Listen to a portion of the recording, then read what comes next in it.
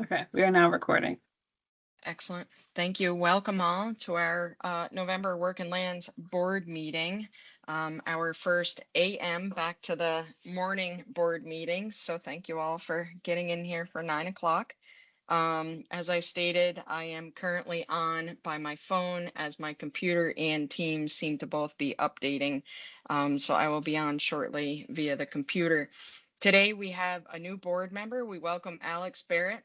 Alex been appointed to the consulting licensed forester seat, which was previously Charlie Hancock's seat. So we're pretty excited to have Alex here with us. And I think I would prefer to turn it over to Oliver for an introduction, if I may. Oliver? Yeah, thanks, Allison. Good morning, everybody. Yeah, I have the honor of introducing Alex Barrett. Just for full disclosure, Alex and I haven't spent much time together, so I'm introducing him without great personal knowledge of him. But from what I've read, we're very lucky to have Alex joining us. So a little background about Alex. He's currently a licensed forester at a company called Longview Forest, which is an employee-owned forest management company down in Heartland in Westminster, Vermont. At Longview Forest, Alex leads a team of consulting foresters and technicians focused on ecological forestry and forest restoration. And I'll put in the chat in a little bit, there's a great piece from August in the Christian Science Monitor about ecological forestry and some of the work that Alex is doing. So you can learn more about that there. So at Longview, Alex leads the forest management division, which includes 4 foresters and 4 field technicians.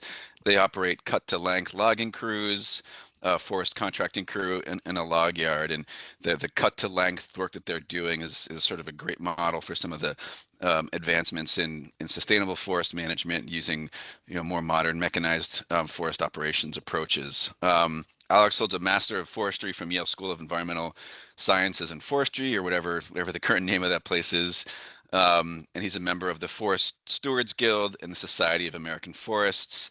He lives in Saxons River with his wife, and when he's not working in the forest, sounds like he's hanging out in the forest, enjoying birding, mountain biking, and making things out of wood. So, Alex, thank you for joining us. We knew that Charlie Hancock would be a tough act to follow, but I think we've done a great job in selecting you. So welcome.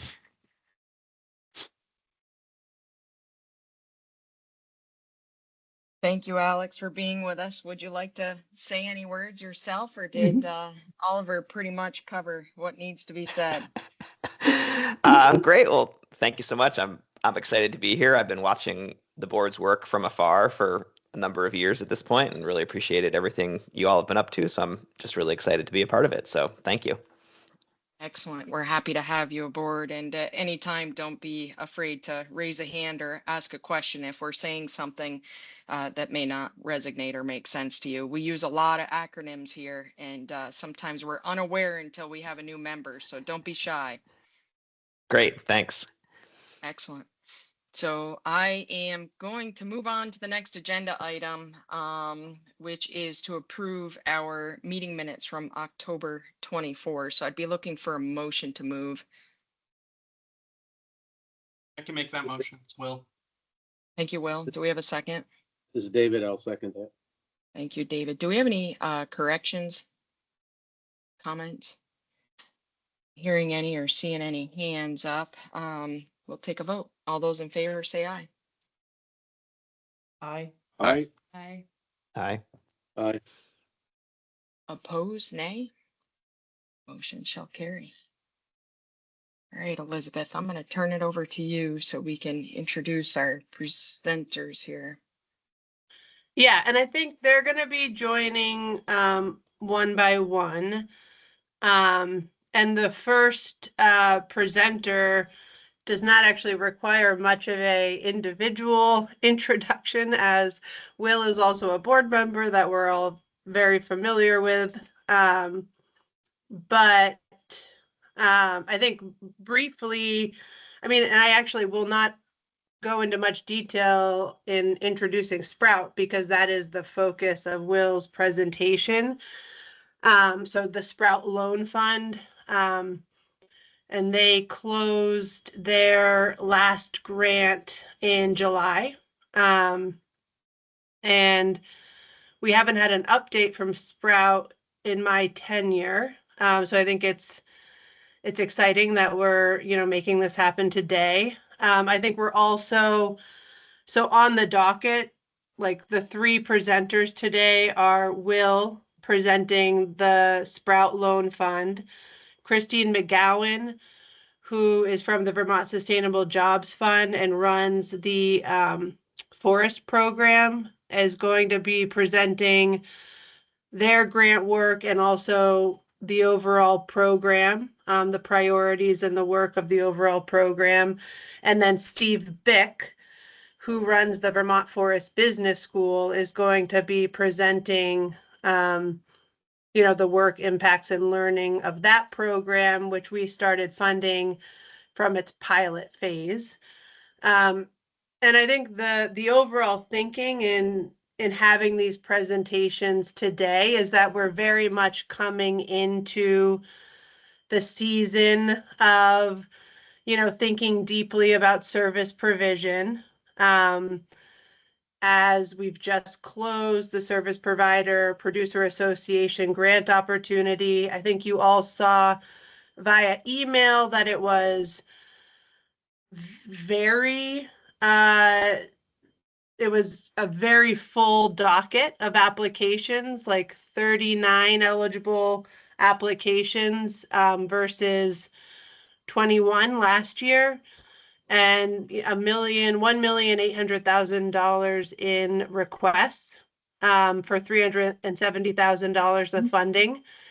So we're already, starting the year off with a very competitive round of funding, much more so than that opportunity last year. But I think these presentations are going to help shift our thinking into that world. And all three of these organizations have been, or all three of these programs have been programs that the board has consistently supported, which I think is going to be a part of the presentations. And I think that's, a unique aspect to each of these programs. So yeah, Will, without Right. further ado, let me Yeah. pass it over. Great, thanks. Elizabeth, am I able to share? Yes, you- you should be able to share. You should have on the very upper right-hand corner of your screen, there should be an arrow that, yep, there you go. All right. Well, wonderful. Well, thank you, all. As Elizabeth said, the Vermont Community Loan Fund has been a recipient for a number of years of some WELI funding. But just a little bit about the Vermont Community Loan Fund. We are a statewide lender, revolving loan fund, nonprofit. We are certified by the U.S. Treasury as a community development financial institution. And that certification has given us access to certain federal resources, but it has allowed us to, or I guess not just it's allowed us to, but our goals really are how the loan fund can provide creative and patient and flexible financing. We do that to affordable housing projects throughout the state of Vermont, community facilities, nonprofit operations, lending for those, small business and early childhood education businesses.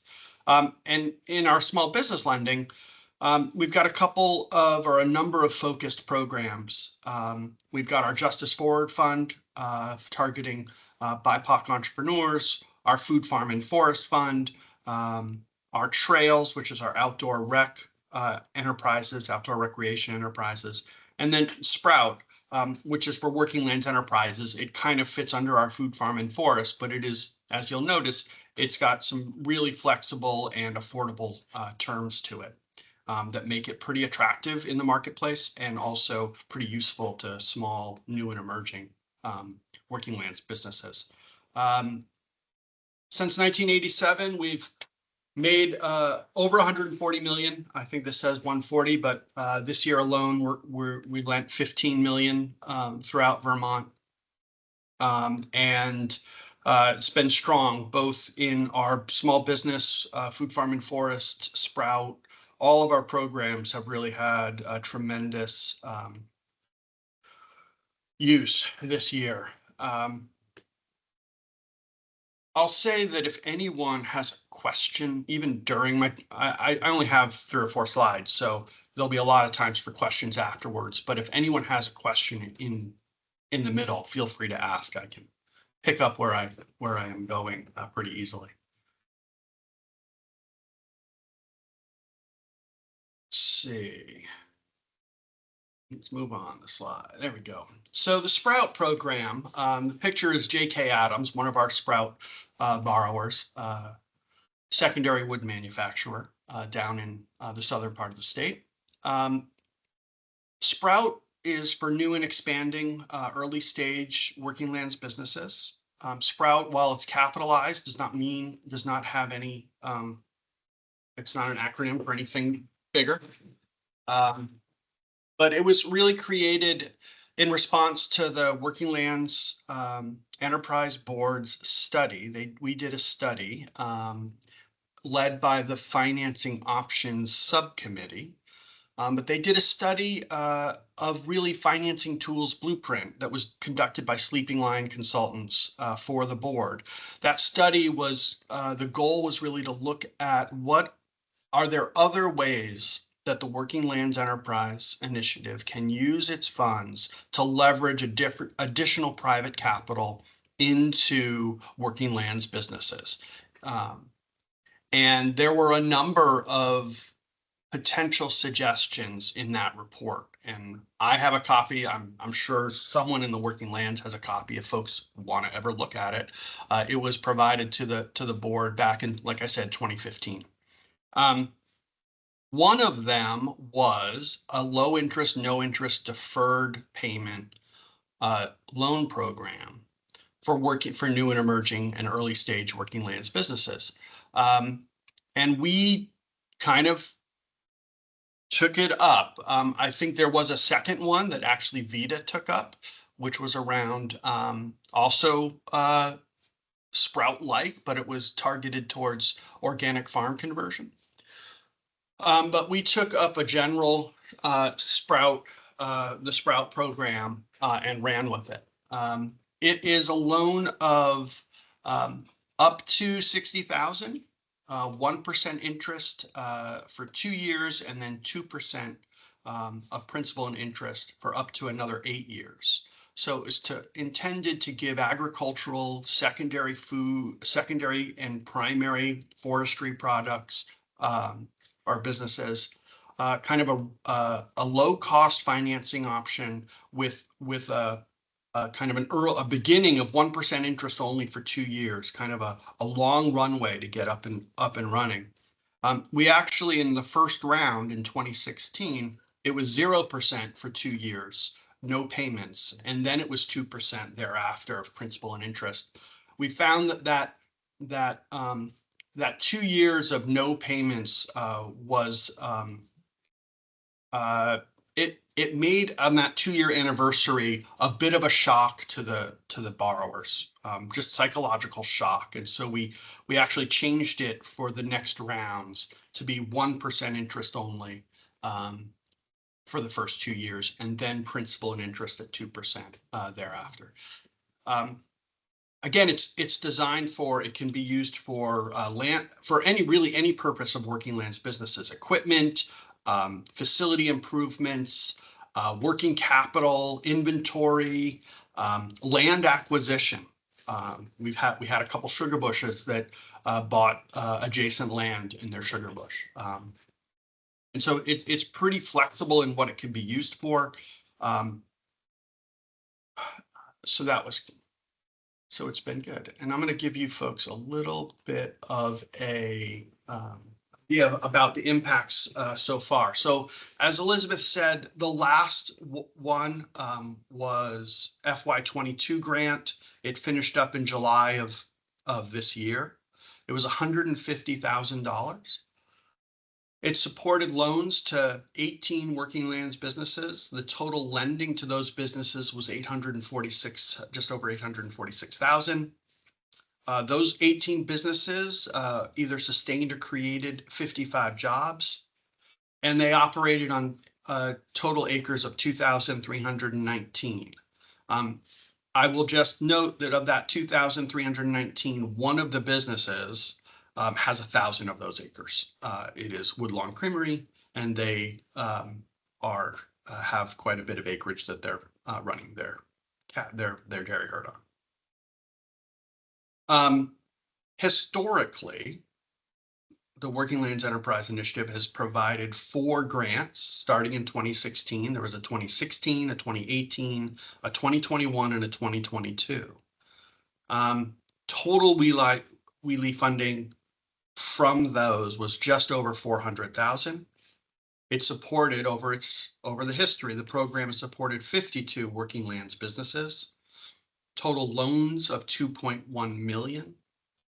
Jobs were 185, that's sustained and created. It was, I believe, 71 created and 114 sustained.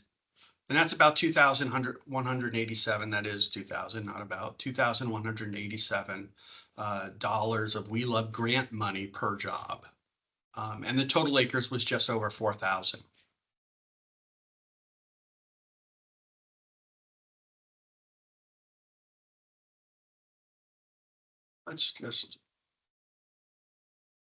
So I just want to give folks a kind of snapshot of how a really simplified, how the program works, where all the money comes from to support this program, and how the Working Lands Enterprise Board grant fits in. This was our budget from our 2022 grant that we just finished up. It included, as I said, 150,000 in Working Lands Enterprise funds that were used to buy down the interest rate. We targeted a 6% yield on the loans. The borrower obviously paid that 1% for the first 2 years and 2% thereafter. So the Working Lands Enterprise Initiative funds really, in all 4 rounds, bought down the interest rate to the rates that were charged to the borrower. So in some ways, instead of the borrower paying that interest, the Working Lands Enterprise Board paid the borrower's interest for them for the life of that loan. The budget was $654,500 in our BCLF capital. If anyone has questions about how we capitalize the fund, I can go into that, but that's kind of off on a different path. We covered the losses on those loans. So we covered funds to cover a loan loss reserve on those loans. Not all those loans were successful, though the vast majority were. We provided our business advisory services to those borrowers, mostly around projections, providing projections. These are new businesses, and they mostly were, our business advisory services were mostly working with them on projections, cash flow, sales projections, expense projections, those kinds of things. We covered that service. And then there were some loan fees that the borrower covered, origination and documentation fees that the borrower covered. And you can see I just ran it as a sources and uses, which is just another way of putting that top program budget to kind of see how each dollar that came in, where it went to. I'll say that the budget lending was $654,500 to 17. The actual lending in this grant was $846,538 to 18. Our average loan size grew in this round than we had expected. So our average loan size was around 46,000 as opposed to the expected 38. So the loans were bigger, and so we lent more through this program than we had budgeted.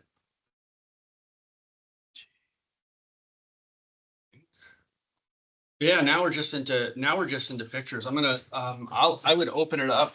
If anything was not clear, I can go back. but I've just got a couple, Sweetland Farm in Norwich. Folks saw the inset in the presentation, J.K. Adams. Sunday Bell Farm in North Danville. Just some examples of folks that use Sprout, and there's a transition on this one. I couldn't tell you why. And then Calabash Gardens in Wells River, just doing saffron, just some, just 3 out of the 52 that we had nice slides with pictures. But yeah, that was my slide. That was my talk about Sprout, and how the Working Lands grant monies have rolled into it. Did I stop sharing? Or is it just black? You stopped I did sharing. stop. You sharing. stopped. Yeah. My screen's just black at this point. So I gotta Well, turn that off somehow. Is it coming back to you? Yeah, no, it's because I'm still looking at my PowerPoint, which is closed, but it's now just a blank. I gotta close my PowerPoint. There we go. I'm back. well, what is the length of the loans? Yeah, so they range, the first 2 years of interest only at 1%, and then we typically amortize them anywhere between 2 and 8.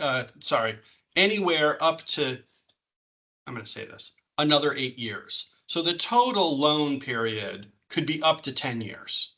2 years of interest only, and then we could do it up. The average, though, is not.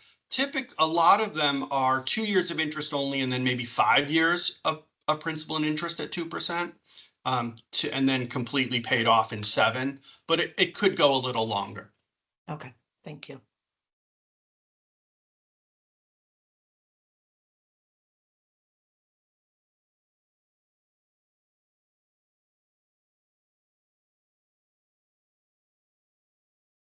Yes, Sarah. Well, your program's been really impressive, really impressive. And I have 2 questions, actually. One was, do you see the program continuing, or has it reached its end? Yeah, we were able to continue it a little longer. We had gotten some private philanthropy to write down some interest rates. In addition, that I didn't really show that. In addition to the Working Lands Enterprise, we had raised some private philanthropy to do that. We used all of that up as well over the years. So right now, we don't have the ability to write down those interest rates. We don't have a source of that interest rate buy down.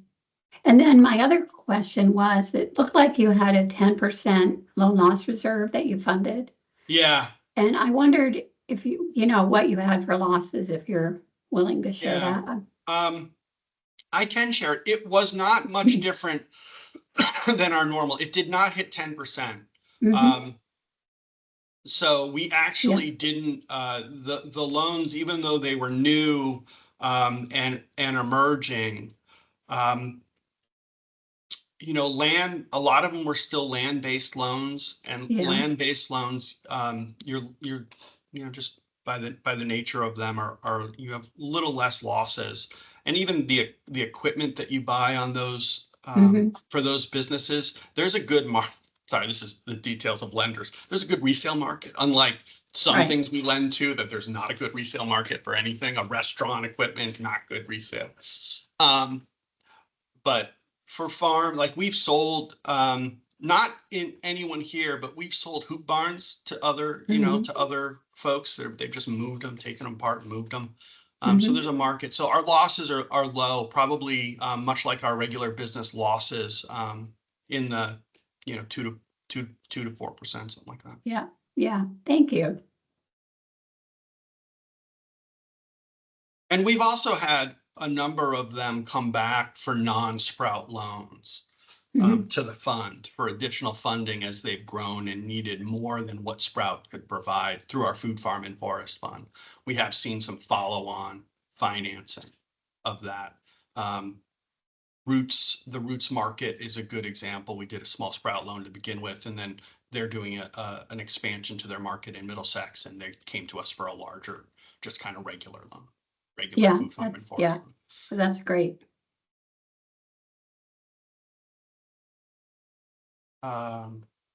Oh, all three of those that I showed were WELI grantees. We have seen, and I've not done this matching, but I definitely in the list, and I could try to. Can I post a document to the chat? I could post all 50, the names of all the borrowers. I know that a lot of them have gotten WeLib grants, but I have never quite matched it up.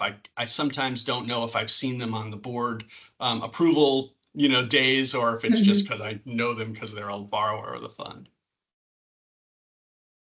Yeah, it would also be interesting to ask them if they see a correlation of like preparedness for, writing a grant application, like. Yeah.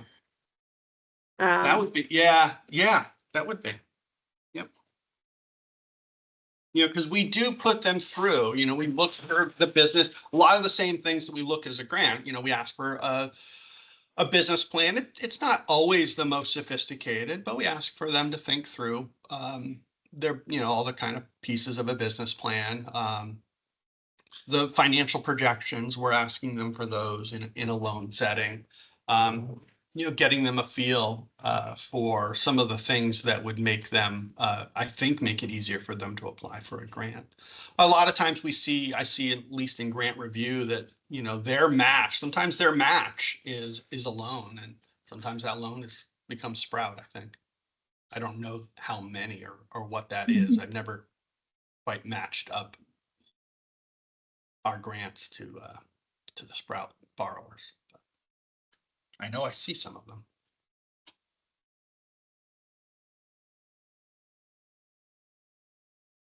Like I said, there were 52 businesses. It started, some of them have paid off early, some paid off early. Our first one, Full Sun, was sold to Victory Foods. So there's been some movement of these as they grow and as they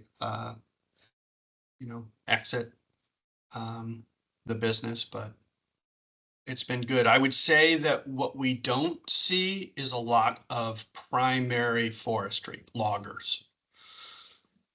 We're not seeing loggers use it. We are seeing secondary wood furniture makers, or like J.K. Adams, which is other kind of wood product manufacturers. We are seeing that's in the forestry sector. It's mostly in the secondary market. Alex Well, has there his is a hand up. question. Yeah. Yeah. Hey, Will, Oh. thanks. This is new to me and interesting. I noticed a lot of variability in the grant to jobs created ratio. Is that a meaningful ratio that you track, or is that just sort of the easiest, quickest way to think about it? We do track that. We've tracked that for a while. Eric DeLuca actually asked me to track that when he was on the board. Let's remember Eric. He goes, well, how much? So I put that in. Yeah, it's about 2,000. There is some variability. That's created and sustained. It's about 5,000 if you just look at created jobs on the 71 jobs.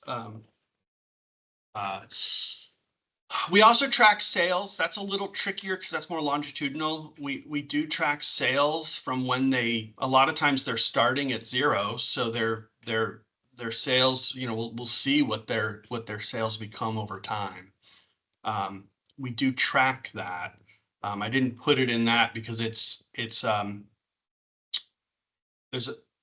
some, I don't know, that's a harder number to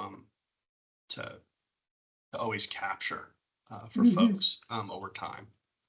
I can capture kind of what they did if they had some sales in the previous year to what they're projecting in the coming year.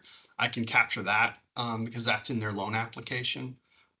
But then it's longer down the road and kind of circling back to them. Sometimes that's hit or miss data to be able to capture. But we try to capture that, the acreage, the jobs. Those are the big ones that we capture. There's some smaller kind of metrics that we capture as well, just that we capture with all of our lending, but those are the ones that I typically in my reports back to the staff. I'm usually looking at jobs, sales, and acreage.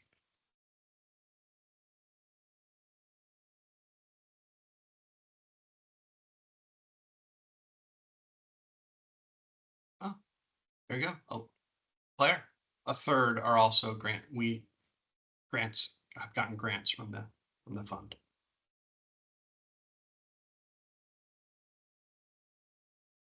Liz? Yeah. Oh, Liz. Hey, Will, good morning. Morning. It's so awesome to hear about this because I definitely know that folks appreciate having Sprout and your other programs as an option in the working land sector. I'm wondering if you want to say anything like really general about trends you're seeing among borrowers right now, both in Sprout and your other ag and working lands lending? Yeah. Well, this is not news to a lot of folks. The availability of land, affordability of land. You know, we've seen some of our folks that are sugar makers leasing land and actually buying some land. So there seems to be an ability or a profit ability to acquire land. But a lot of our small scale vegetable farmers, that's a struggle. A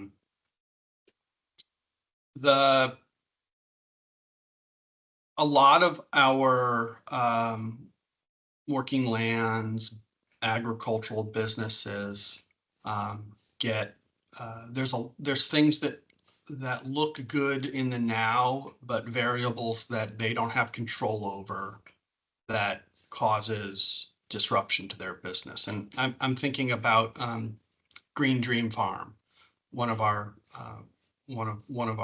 folks who are working with the well, we just had a conversation, Claire, with them, working with Vermont Cattlemen to basically raise beef cattle for the Vermont Cattlemen Association, and that's on paper it was a really good business model until the price of small calves tripled. Now that's a hard business model. So, a lot of our farmers see that all of a sudden some cost either will go much higher than they expected, or the revenue that they expected for a product will drop much lower than they expected. I think that's just the nature of agriculture in Vermont, small scale. Distribution's always hard. Some of our small scale folks, they start up with their distribution being farm stand or farmers market. And I think they try to, and it's a big step to get into a wholesale arrangement or a direct to consumer. And if they go direct to a market, but if, then they got to think about how they're going to get their products there, just transportation. I think they overestimate their ability to drive around the state delivering their product. I don't know, Bob might know more about that struggle. He's probably gone through that over the decade of doing this. Well, I have a question about sort of not like, we talk about, oh, Bob, yeah, go ahead and respond to that. Actually, Will, I can't speak to that. So for years, we serviced 120 accounts. Restaurants, farm stands, co-ops, supermarkets. And we have to do it in 4 weeks. So it was lots and lots of miles. So we were lucky that we have kind of a unique luxury product that distributors actually approached us. We have very little competition in the market. So I own a box truck, a $70,000 box truck that works 3.5 weeks a year. But what we do now is I deliver pallet quantities to mostly CAE and Hardwick, but also Deep Root and a couple other places. So it's all about cross-docking. It's all about someone else taking care of our distribution. And I credit the Working Lands efforts with the Food Hub Collaborative to make our business work now. So Yeah, those food hubs have been, the growth of those food hubs and to aggregate small scale ag throughout the state have been incredibly important for. right. And I've always been a skeptic of cooperative business models. But in this instance, it really works quite well. Like, you know, I'm getting product to Lancaster, New Hampshire tomorrow, 3 cases. But, it's important for that small farm stand. And it's just tagging on to a larger quantity that's going to Hardwick. So, yeah, I think we're unique. I talked to other growers of vegetables and fruits, and like even in Maine, it wouldn't work. It doesn't work. So, yeah, we're special.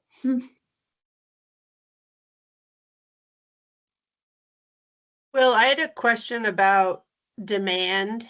And if you like,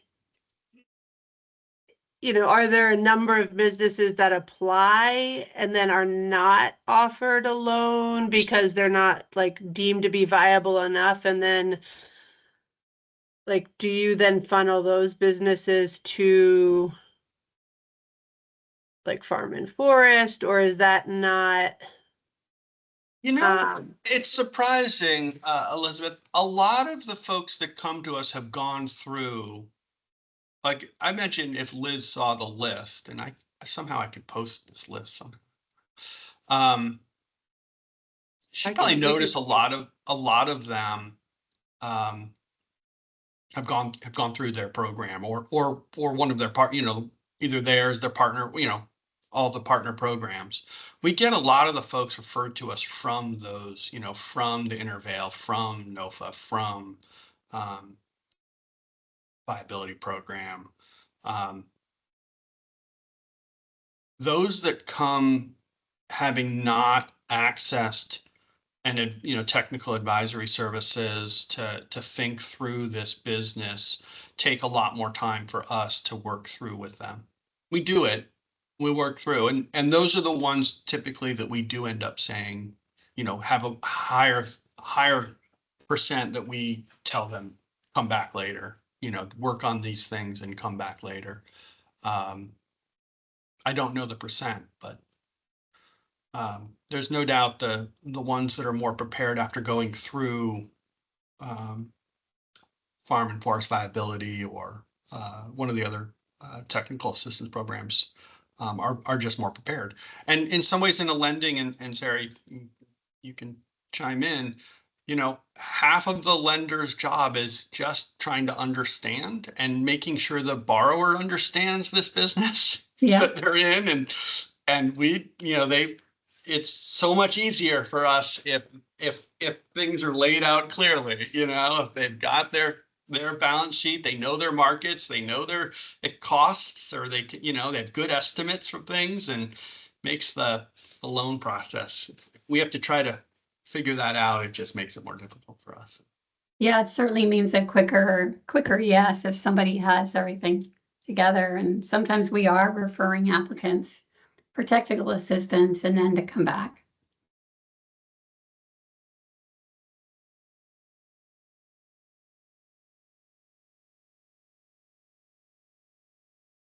Well, I have a full, can I drop it in the chat?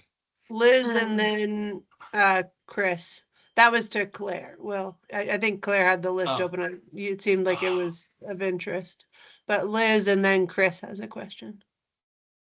I was just going to say that in the past, it's been a while, maybe a couple of years, but I've looked at the data between Farm and Forest Viability clients and successful Working Lands grantees and successful VITA clients, and there's definitely a strong overlap. We haven't looked at Mhm. VCLF, and Will, it might be interesting to do that, or at least have like some broad conversations to make sure we're partnering as well as possible. Yeah, that'd be great.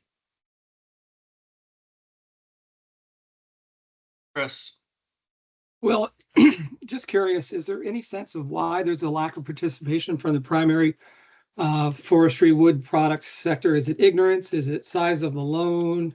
Do you have any idea why?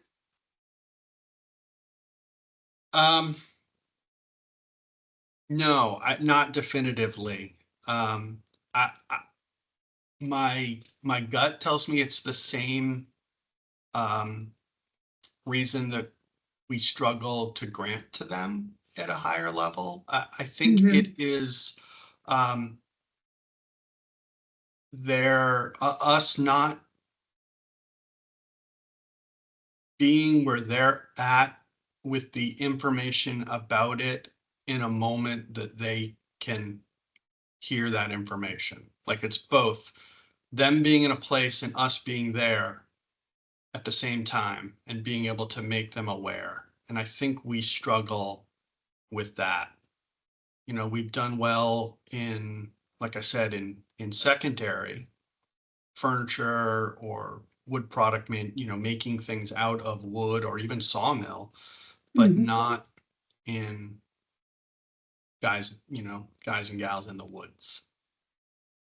Do you participate in the forestry symposium that they have every year now, the Sustainable Jobs Fund has? Do you participate in that at all? We have. I don't know if someone went this past year. I've been to a couple, but I don't, we could probably, I don't know if anyone, no, someone, I don't know if anyone went this past year. Okay. I do.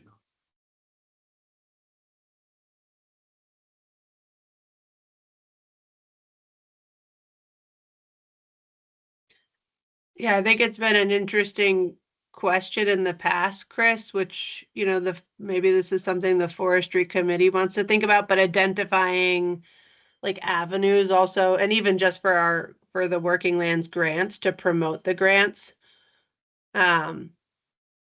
Because we have like certain listservs and, associations that we reach out to, but it's an interesting, and we do have a table normally at the summit. Partially because we also support the event. But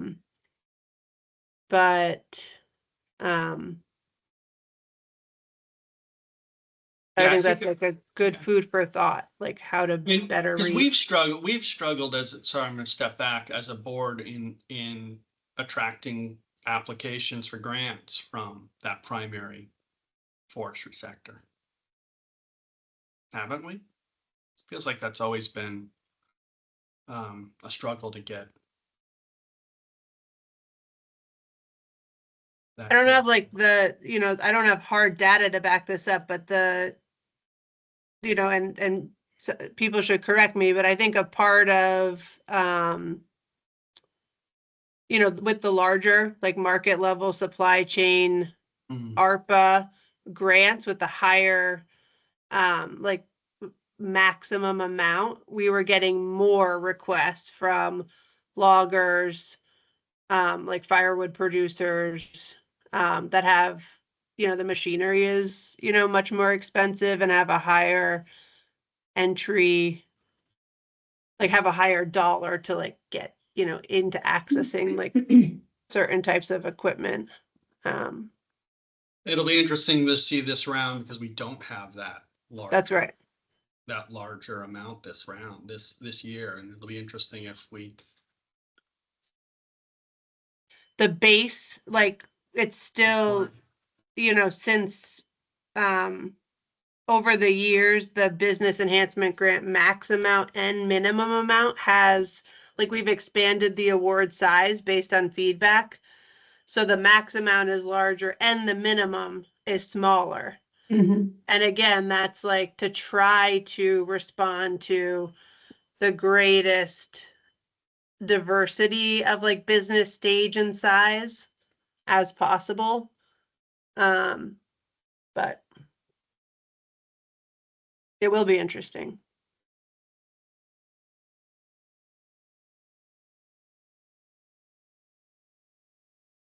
So we are going to, Christine McGowan is going to be joining us in 5 minutes. So if there is a last question, now would be the time to ask it.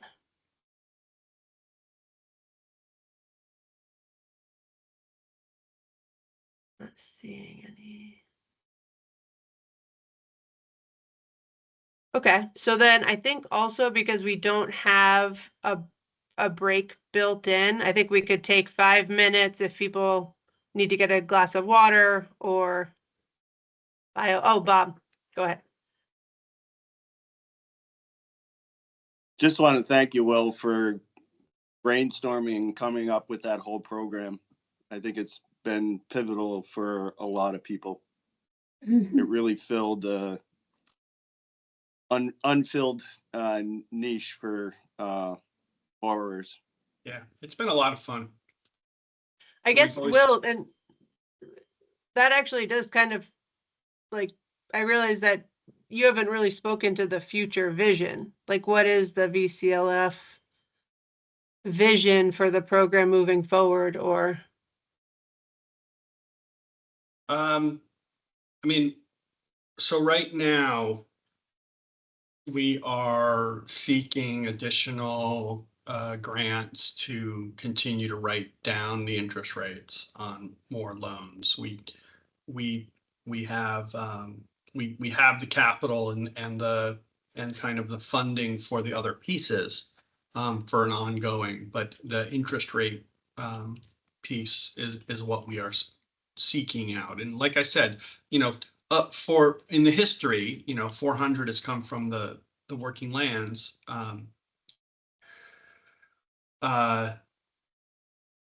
About 55 has come from philanthropy to help write down interest rates over the period. So the working lands has been over the past 8 years the primary source of that interest rate subsidy.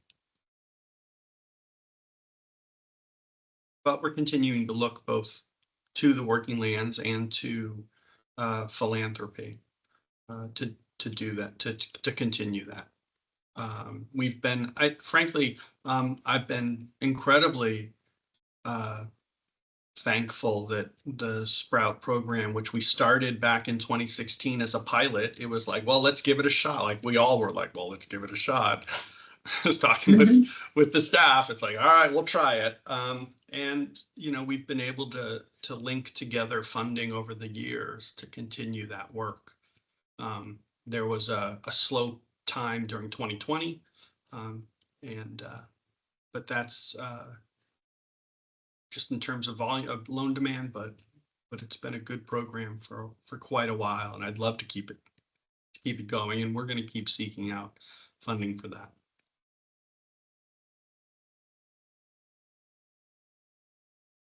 all right. Thank you so much, Will. Yeah. Thank you. Thank you to the board. Thank you. It's been a lot of fun. As Sarah would say, it's a lot of fun to offer people like really low interest rate loans. It is. For a lender. That's a lot of fun. I'm sorry. Everyone gets their joy out of something. Sarah would go, yeah, it's really fun to offer someone a 1% loan.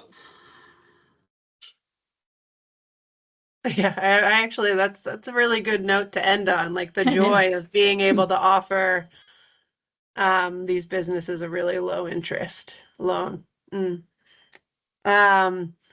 And okay, Liz, you have 1 minute because we do have Christine with us, but go ahead. I just wanted to really, really highlight that like it makes a huge impact. Like when we're doing financial planning and we're looking at the difference between a 6 or a 7 or a higher percent loan and a 1 or 2% loan, it is so impactful. And my guess is that a lot of people here like own their homes, own their land, bought it a while ago, perhaps have a really low interest rate. Like I know we all know this intellectually, but I just want to really highlight how important it is. And we see it like in the cash flow projections we're working on. It's just, it makes a big difference. So that's my plug for Will. Thank you. I'm done. Thanks, Liz. Yeah, now I want to welcome Christine McGowan. Thank you so much for being here. I actually introduced you very briefly in the beginning, but Christine is the Forest Products Development Program Director at the Vermont Sustainable Jobs Fund. And she is here to present an update on the program's work and impacts. And also, as I touched upon in the beginning, the board has been partnering with the Vermont Sustainable Jobs Fund since they began their forest products like value chain work. And Christine, please correct me if my understanding is incorrect. But we've been partnering at least since 2016, from what I can see in our Working Lands, archives. But thank you so much for being with us. And I will let the board know if you prefer to hold questions to the end or how you want to, facilitate the conversation. But, overall, we have 45 minutes to have a conversation with Christine about this work. Awesome. Well, thank you. And hi, everyone. I don't know everyone on the call, but I know some of you, so good to see you. And those of you I don't know, hi, I'm Christine McGowan, and I'm with the Vermont Sustainable Jobs Fund. And I did come on board in 2016, so Ellen, who I think is on this call, could fill you in on things happening prior to that, because we certainly did do a lot of work in the forest products arena prior to my coming on board, but the value chain work I think was envisioned in partnership with WeLab and some others that kind of got underway in 2016 with me coming on board. I'm going to share, I put together some slides that I thought would be helpful. So I'm going to try sharing and hopefully that will work. Do you guys see are you seeing my screen? Yes. We do, and we're seeing it okay, yep, there you go. Awesome. Okay. So I think what would be helpful, since on my side, I see a small box with Elizabeth, but I'm not seeing everybody at the moment because I'm going to go through these slides. There aren't too many of them. I'd rather, I guess, just do that, and then I'll stop sharing and we can have a conversation if that works for folks. Okay, so I'm just going to give you a really brief history of kind of where things, from my perspective, having come on board in 2016 and how things have evolved since then. But as Elizabeth mentioned, with the Working Lands Enterprise Board's Forestry Committee support, VSJF did relaunch its Forest Products Development Program with an eye on value chain facilitation work that really kicked off in 2016. And so between 2016 and about 2022, we co-hosted 5 successful forest industry summits. We developed a network for the industry, and we hosted a variety of different types of meetups. We had some what we called action teams that were focused in on areas of interest of the industry. So we took on things like mass timber, explored what that would look like for Vermont and our region, did one on biochar, we actually did a kind of partnered with and is still the State Wood Energy team, the SWET team, to do a market development analysis of wood pellets. We did a meetup on workforce development. We had an action team looking into how can we expand the use of local wood and others. So did a lot of activity over the last, several years.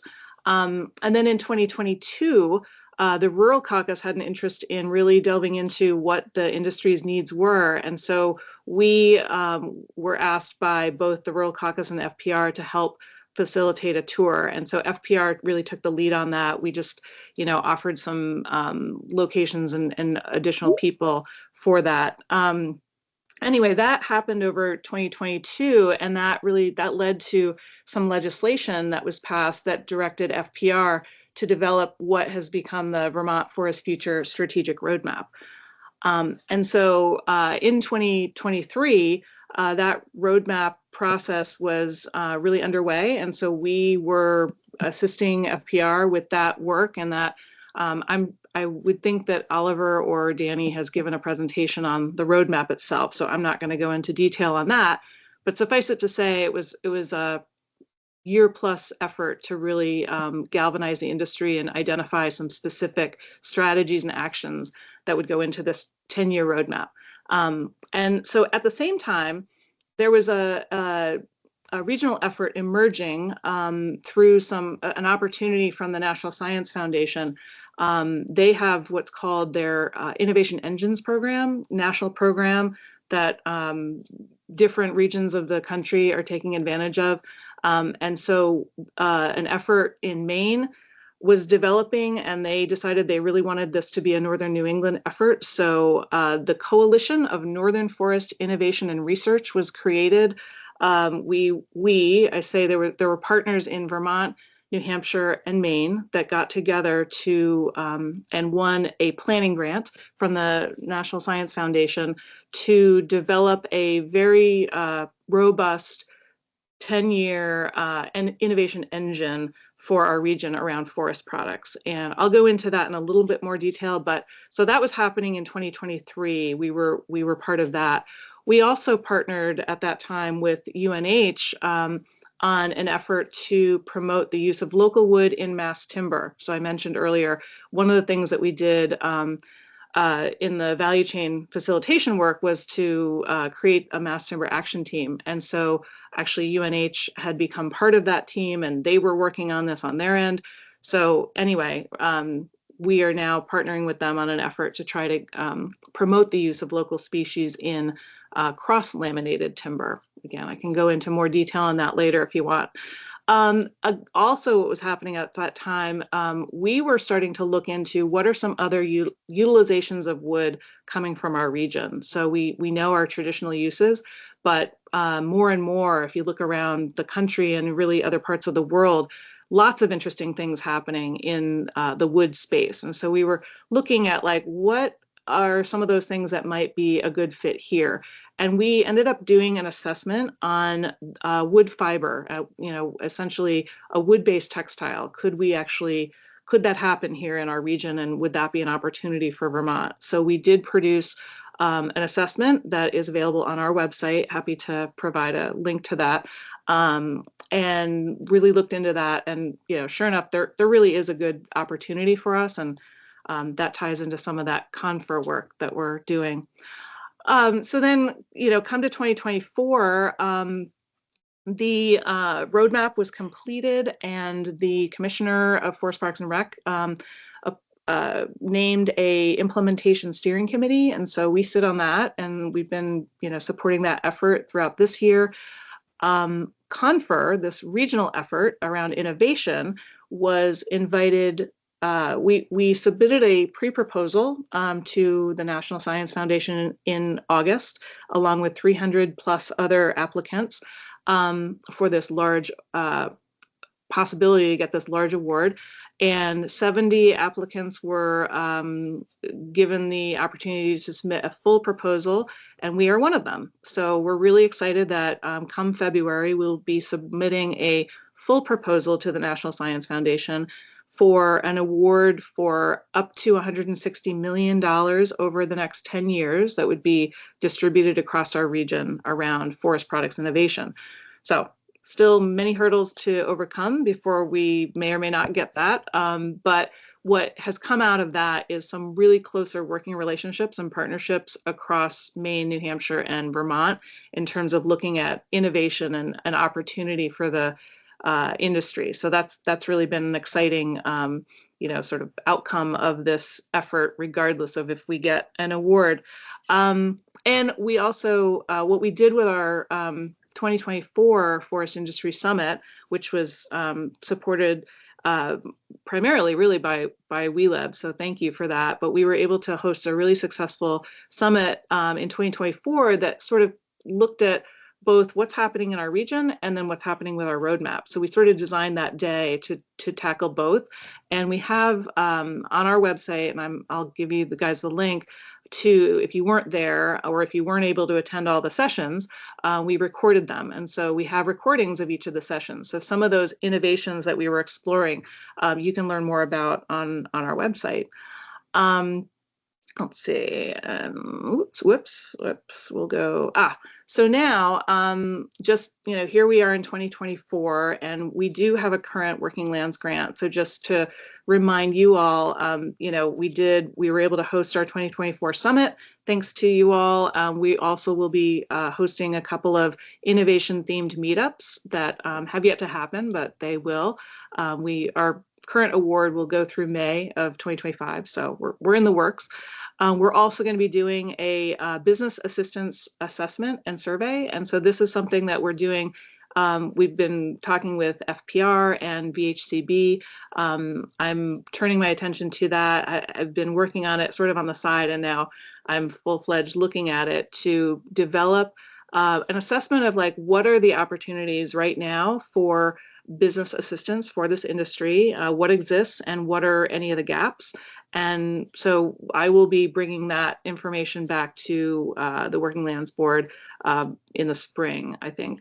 And so we'll be putting together a survey that we'll be sending out to the industry, hopefully in the coming weeks and over the winter, and then we'll assemble all of that into a report for you all in the spring. And then the other thing that we're doing with Working Land Support is continuing a series of stories that we've been doing since 2017, really.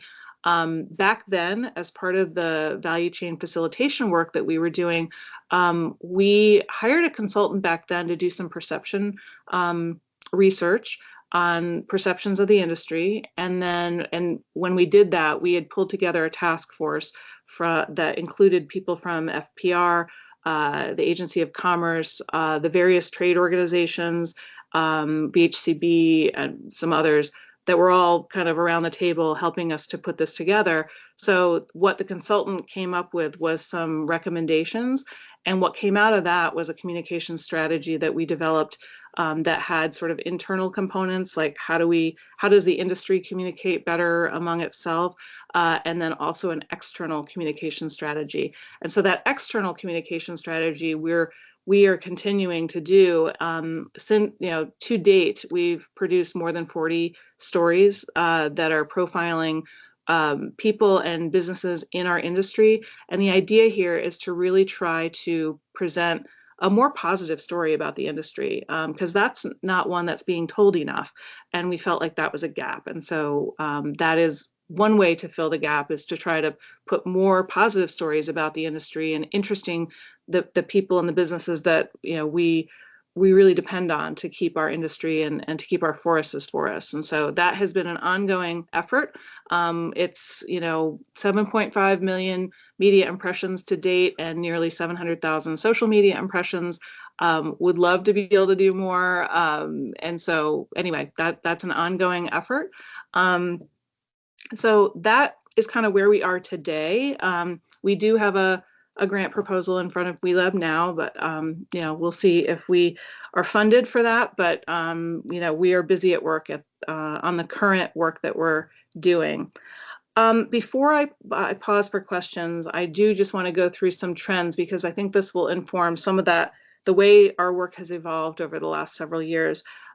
So some of the trends in forest products that I've seen, and these are my impressions, and so others on this call who are, intimately involved in the industry may have additional or different perceptions, but this is what I'm seeing from my where I sit.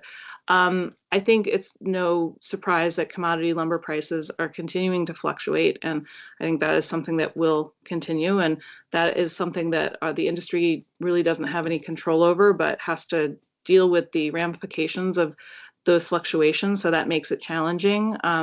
We are seeing more mill closures, unfortunately, in our state, and it's also happening in other parts of our region. And that's we can go into long conversations about that, but that is really one of the trends that unfortunately we are continuing to see.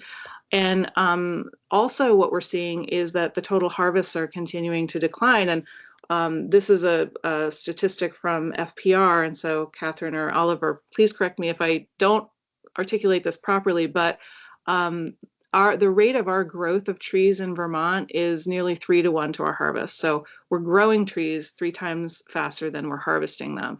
So unlike some of the headlines that people see and get alarmed about cutting trees, we're definitely not, we are not cutting as many trees as we're growing, which is a good thing. Yeah, so Christine, that's the net growth to removal ratio. And so net growth is growth minus natural mortality, and then removal is what we're taking out for logging. So yeah, you're correct. It's about 2.6 to 1. So when you round up 2.6, you get almost 3. And it's if that ratio is 1 to 1, then our net growth would be equal to our removal. So we're well above sort of the steady state. And the forest is sort of increasing in volume as a result of that, relatively high net growth to removal ratio. Awesome. Thank you, Oliver. I appreciate you being here to make sure I'm saying these things properly. So another trend that we've been seeing is the emergence of mass timber.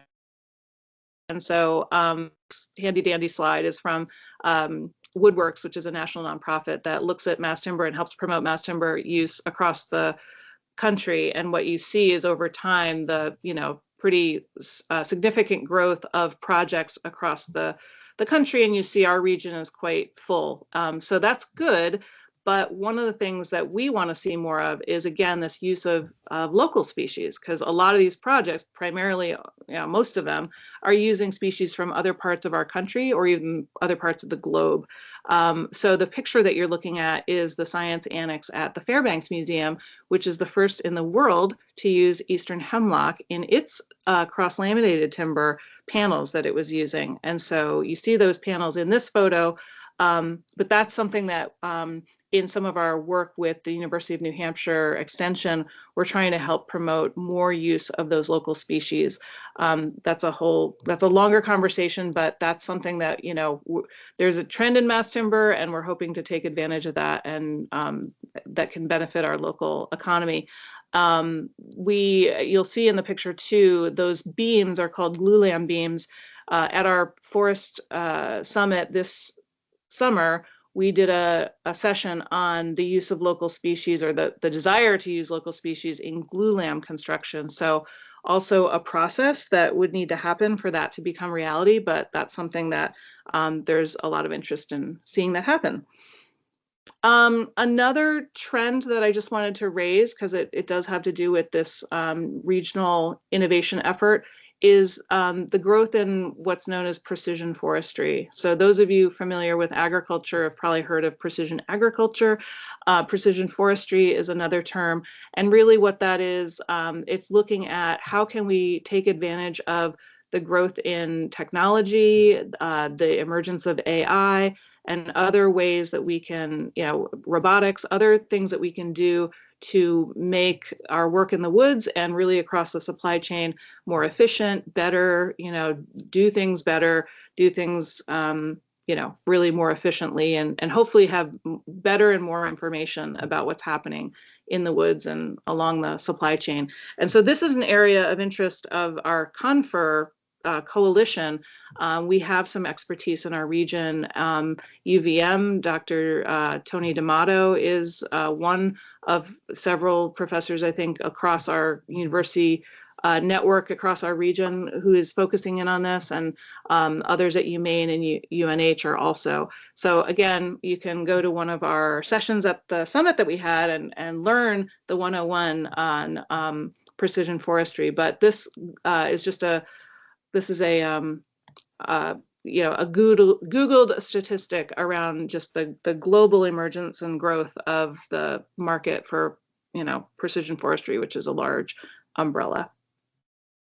And then another trend that we're seeing is really the research and development on other uses of wood. And so the development of nanocellulose, so tiny, tiny, tiny particles that come from the tree that can be turned into a variety of different types of products. And we're lucky that here in our region, at University of Maine at Orono, the Maine Process Development Center is really one of the leading research facilities that's looking into this. And so Confer, we're trying to take advantage of that technology and that research and development to be able to figure out how to commercialize some of these products. And so things like non-woven textiles, think of PPE, masks, gowns, hairnets, things like that right now are really made of plastic, could be made out of wood. Packaging that could replace plastic, and some next generation construction materials. So lots of really exciting opportunities for wood, and our region, I think, is really poised to be able to take advantage of some of that. So that is something that this regional coalition is hoping to do if we were to win an award. And even if we don't win an award from NSF, I think there's a lot of interest in trying to pursue some of this in our region. And so we're trying to figure out, like, where can Vermont benefit from some of that? So that is all from my slides. And so I'm going to stop sharing and I'll stop talking and then offer it up for folks to ask questions or comment. Happy to have a conversation.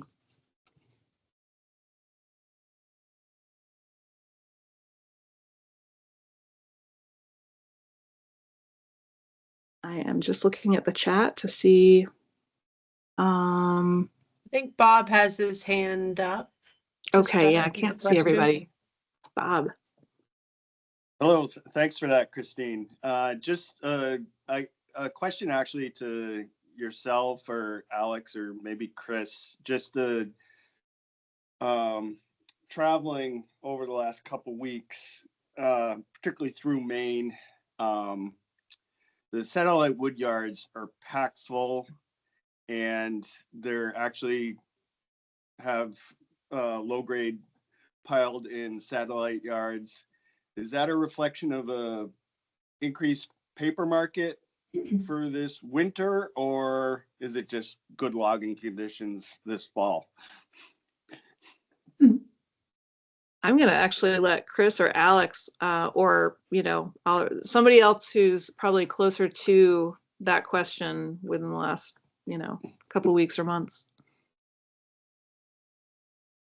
Anybody want to? I don't mind commenting on that. I think one of the reasons you're saying that, Bob, is the growing market for exportation of logs to Asia. We finally taught Asia how to saw up their own lumber. And so rather than them buying lumber here, they're actually purchasing logs, right, and sawing it up themselves. So that's been actually a big market these days for logs. So I think that's probably some of it. Logging conditions certainly have improved. So that's another reason. But the markets right now are very strong for exportation of logs. And don't get me started on that, because that's a whole. Yes, I understand. But how about the low grades? What's kind of my primary question is like the South Paris yard and the Shelburne yard in New Hampshire. I've never seen them so full.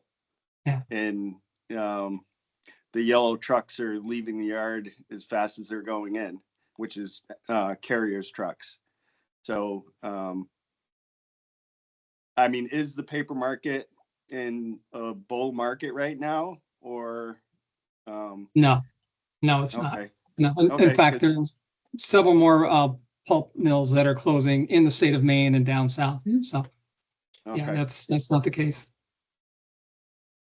Yeah, Vermont Vermont is driven a fair bit by IP and Ticonderoga, which is quite strong right now. But it's really just weather. It's like when people are able to make wood flow to places, they're able to do that pretty efficiently. And it's been, better than winter logging for the past 8 weeks or more. So I think that's probably the main driver. Well, thanks, everyone. Looks like Dave Dave's next. also, I think, yeah, Yep. go ahead. Thanks, Christine. Hi, thank you very much, Christine.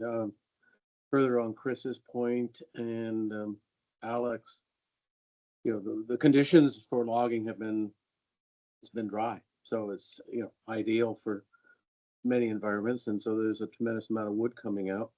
At the same time, sawmills are running under capacity, such as, I'm speaking of mostly my interest, which would be, or expertise would be in the with hardwood. So hardwood mills are running by and large with reduced hours. And one of the biggest problems for the industry is the alternatives that consumers, et cetera, have.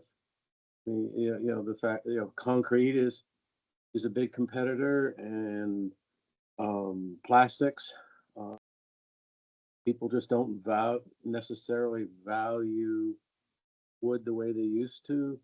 It's expensive, even when raw material prices are relatively low. Kitchen cabinet industry is probably, it's as slow as it's been in maybe half a generation. 10, 15 years. So there's just, it's very much been throttled down after the big bloom of 2021, 22. Yeah, markets are complicated in this industry for sure, and they're constantly changing.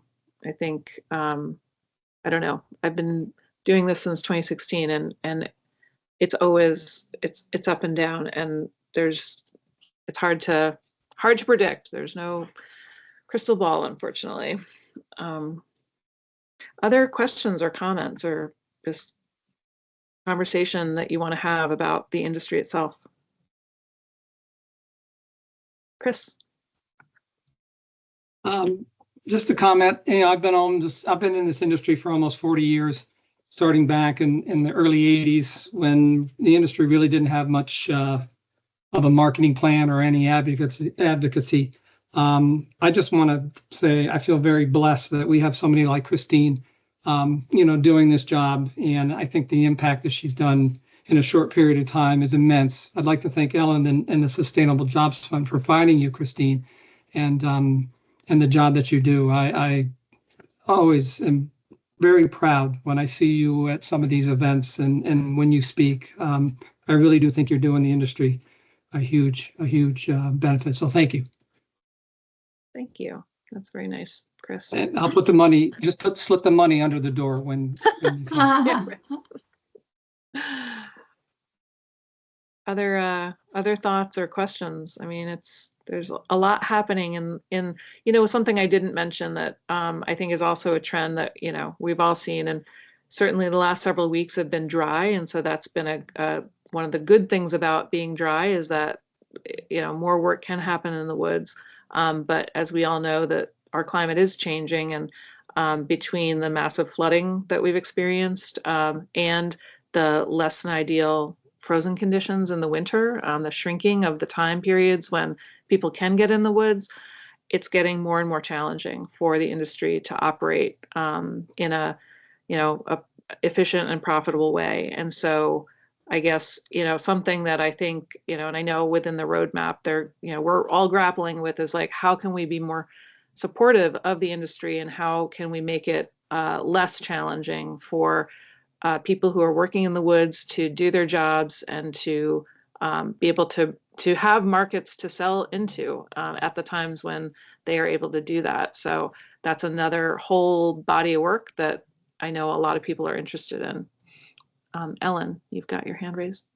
Yeah, Thank you, Chris. I totally concur. Having Christine on staff and doing this work has been awesome for the industry, and I'm glad that it gets recognized because development work can be really challenging because it's so prospective and slow and a slog often, and it's, you know, you're trying to work out so far in the future and trying different things, and some things don't work, and so then you try other things. So it's not easy work to do by any stretch. I will say that, you know, we have continued to see, unfortunately, the decline, as Christine said, in the number of mills, especially the larger mills. We've seen a number of loggers go out of business because of the shrinking in the low grade market because of mill closures in Maine.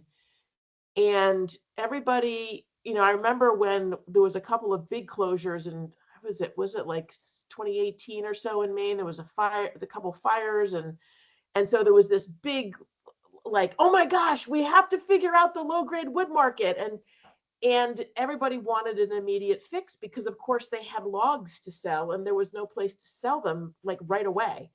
And the challenge, of course, is that markets don't move that fast. And especially developmentally, like to come up with other uses of low grade wood, it doesn't happen overnight. It's a 10, 20 year effort.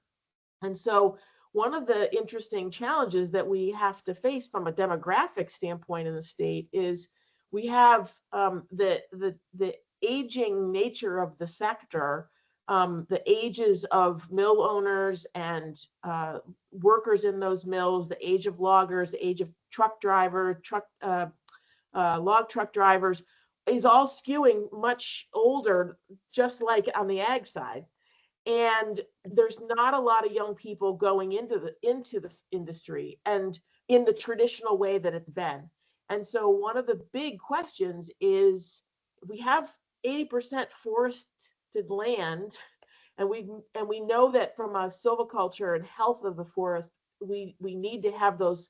We can't just let them just go on their own. There is we want to keep them being sustainably harvested and having them working.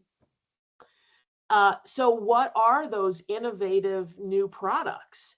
And what's the engineering of that? What is the extraction look like? What are the chemical properties that can be utilized for other types of products, which are not what the traditional industry is used to thinking about, right? As Chris said, like, we're cutting the logs are going on containers and they're being shipped whole logs out, or they're being turned into lumber for a variety of purposes, or some of it's going into furniture. But the sheer volume of what is happening that's just going into raw logs with no value added to those logs, just being shipped out on containers, means that we're missing a lot of opportunity here in New England with applying more value-added processing so that we can actually have more of that money retained locally, which could potentially then support higher wages for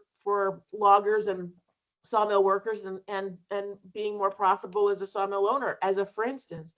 So the challenge that I think we have is also a cultural one, in that we're so used to doing things a certain way in this region, you know, but yet everybody wants to find new markets for low grade wood. So what we've been postulating, and what this Confer project has been about, is, well, what are the innovative new products that's not lumber, that's not wood tables, that's not the stuff that we know how to do and we've done for, you know, decades and decades and decades. And that's going to require a different type of workforce. It's going to require young people to go in who maybe have more engineering or biochemistry or or like spatial analysis skills and experience. It's going to require different educational offerings and a different way of thinking about what it means to be part of the wood products industry. right? That they're different types of jobs, different areas of focus, because we will be supplying low grade wood for different types of products that have different markets. And that's really hard to emotionally and culturally adjust to. And so I just really want to name that, because there's a lot of resistance to it. And I think it's really because of we're so used to doing things a certain way, and shifting and changing is hard. And so, and then when you have it on top of that, a lot of folks that are looking at retirement, you know, it's just even harder to want to then make a significant change, right? So how are we going to inspire young people to go into the forest products industry, but in a different way, having different skills, different educational backgrounds, being interested in what wood can do that's not what we're used to. So just to say, that's the developmental part that I think we still need to be really staying open to and investing in, because it's hard and it takes time. I'll leave it there. Claire, it looks like you're next. Yeah. Thanks, Yeah, Ellen. no, well, related to what Ellen was saying, and yeah, I also want to remind the board that we, a couple years ago, funded the Forest Products Accelerator at Northern Vermont University, which is a program that does like intense business like development for like new innovative businesses. It's open to businesses across the country and I think into Canada. And Christine and I actually both were there for the one about a year ago, and we were there to listen to some of the businesses do their business case. And I related to what Ellen was saying. I remember, Christine, we were listening to these two businesses, and there was one that was, I don't remember what the product was. It was a Canadian business and product, and they were talking a lot about, I believe the person there, like they were partnered with an Indigenous community and creating this product and really like focused on like Indigenous values. And it was really interesting and like not something I'd heard about like in the context of a lot of forest products. And then the other one was, I don't remember if it wasn't a paper mill, but it was maybe something more traditional, and it was in Maine. And the owner was, you know, talking about that this like mill was going to be operating like 24/7, like it was like very much accounting for kind of like baseline, like minimum that we can pay the workers. How can we maximize the profit, have this thing open all the time? And I feel like that really, to me, solidified like different kind of ways of thinking about things. And yeah, kind of like what you're saying, Ellen, of like, not only are we thinking about new products, but yeah, new ways of operating a business, obviously knowing there's all kinds of market forces. And I think we see that on the ag side too, of how do we kind of rethink what it means to be working the land, structuring a business, that kind of thing. Anyway. Yeah. Thanks, Claire. Yeah. And I think Ellen noted in the comments that that accelerator program, the person who was running it, Jared Reynolds, is actually left. He and his family had an opportunity in Alaska, so he has moved on.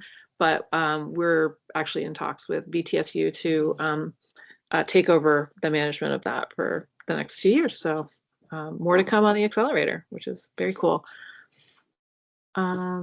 Elizabeth, I think your hand was up, or I don't. Ellen, is your hand up again or still up? Yeah, my hand is up. Ellen, was your hand up? Okay, no, you just. Okay. My question was, so, and I think this is related, Ellen, to what you were just saying, and Claire also. So, you know, I know mass timber is something that has been identified as being like a very, you know, with northeastern species being like potentially a real like strengthening of the wood products market. And what are the other products that are like being identified as like potentially very important for strengthening the demand in the region, like as I guess the demand from the paper mills declines? Yeah, so well, so like on the mass timber front, you know, you mentioned a couple. So cross-laminated timber is one type of product, and another is glulam. There are other mass timber products, but the question really is, what are those products made out of? And right now, where we see the growth in the market, a lot of that is in the Pacific Northwest, where Douglas fir tends to be utilized a lot. Down south, there are some larger plants, and they're using southern yellow pine. Up in northern Quebec, they're using black spruce, I think it is. And so, the question has been in our region, like, well, what's appropriate if you were to have a large scale plant in our region, where, what could you be using? And so spruce pine fir south, which is I guess a category, I don't know, Oliver, Catherine, you could correct me if I'm not saying that right, but that's a category of wood that's utilized, and eastern hemlock has also been identified. And both of those can and are actually being used to create cross-laminated timber panels. But right now, the only company out there doing it is based in Illinois. There was a lot of effort to try to get somebody in the Northeast to supply that. And so far that has not happened. But so right now, if you wanted to buy those products that are made out of wood that comes from our region, that wood goes out to Illinois to get processed into those panels, and then you could buy them back. So that's, it's a baby step, but we would, in a perfect world, we would have the supply chain here in our region, and that just hasn't materialized yet. So that's just one. That's, on that front. And I think there's a ton of opportunity in construction. So I do think that that's going to continue to be a strong one for our region, but lots of work to happen there. Again, I think on the other types of products, as the industry for paper changes, I think that's where we want to look for, where can we utilize that low grade wood that is traditionally put into paper? What else could it be used for? And so that's where a lot of that research and development happening at the University of Maine is really helping to inform what's possible. And frankly, a lot of the research on this front happens over in Europe. And so some of this is like looking at what's going on in Europe, what's happening here. And so I think that things like I guess as an umbrella, if you think about a lot of things that right now are being made out of fossil fuel based plastic could be made out of wood. And there have been, lab scale development of those types of products, but nothing's been commercialized that I'm aware of. I could be wrong on that, but I say that there are some types of things like, so at our summit, we had our keynoter, Melissa Lacase from Tanbark. And so she does utilize, she's utilizing low grade wood to create a packaging product for, containers. And so that's happening at a smaller scale right now. Timber HP is another company out of Maine that's making wood insulation out of low grade material. And so there's a really strong growth market there.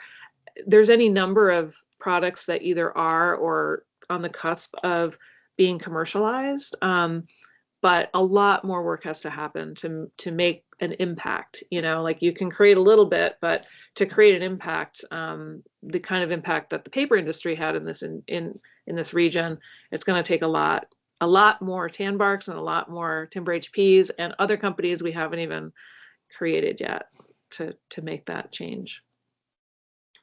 Looks like Bob has his hand up. And Bob, and just Bob, you're probably going to be the last question. Yeah. Just and then we're going to transition. A quick one, and actually, Christine almost answered it. I'm curious about the status of Timber HP in Madison, which is a wood insulation firm that is repurposing a paper mill in Madison. What are they out of research and development and into production? Mm-hmm. They are, yes. Awesome. They are producing. They have, I think, 2 or 3 different lines of insulation products that they're making. I don't know if all of them are online yet, but I know at least 1 or 2 are. actually the Flexible Capital Fund, which is a sister organization of that we work closely with. They are one of the investors in that startup, and from what I hear, I mean, they are in production. I think they've had, you know, as many startups, they've had a few bumps along the road, but my understanding is that they are, you know, operating, and we're hoping that their sales are good and that they will continue to operate. What's their mill what's their fuel stock? Is it clean chips or roundwood? That's a good question. I can't answer that. I don't know if maybe somebody else on the call might be more familiar with what specifically they're using right now. I know that right now, and Elizabeth asked, are they buying any low-grade wood from Vermont? Right now, I believe the answer is no. They have what they need from Maine.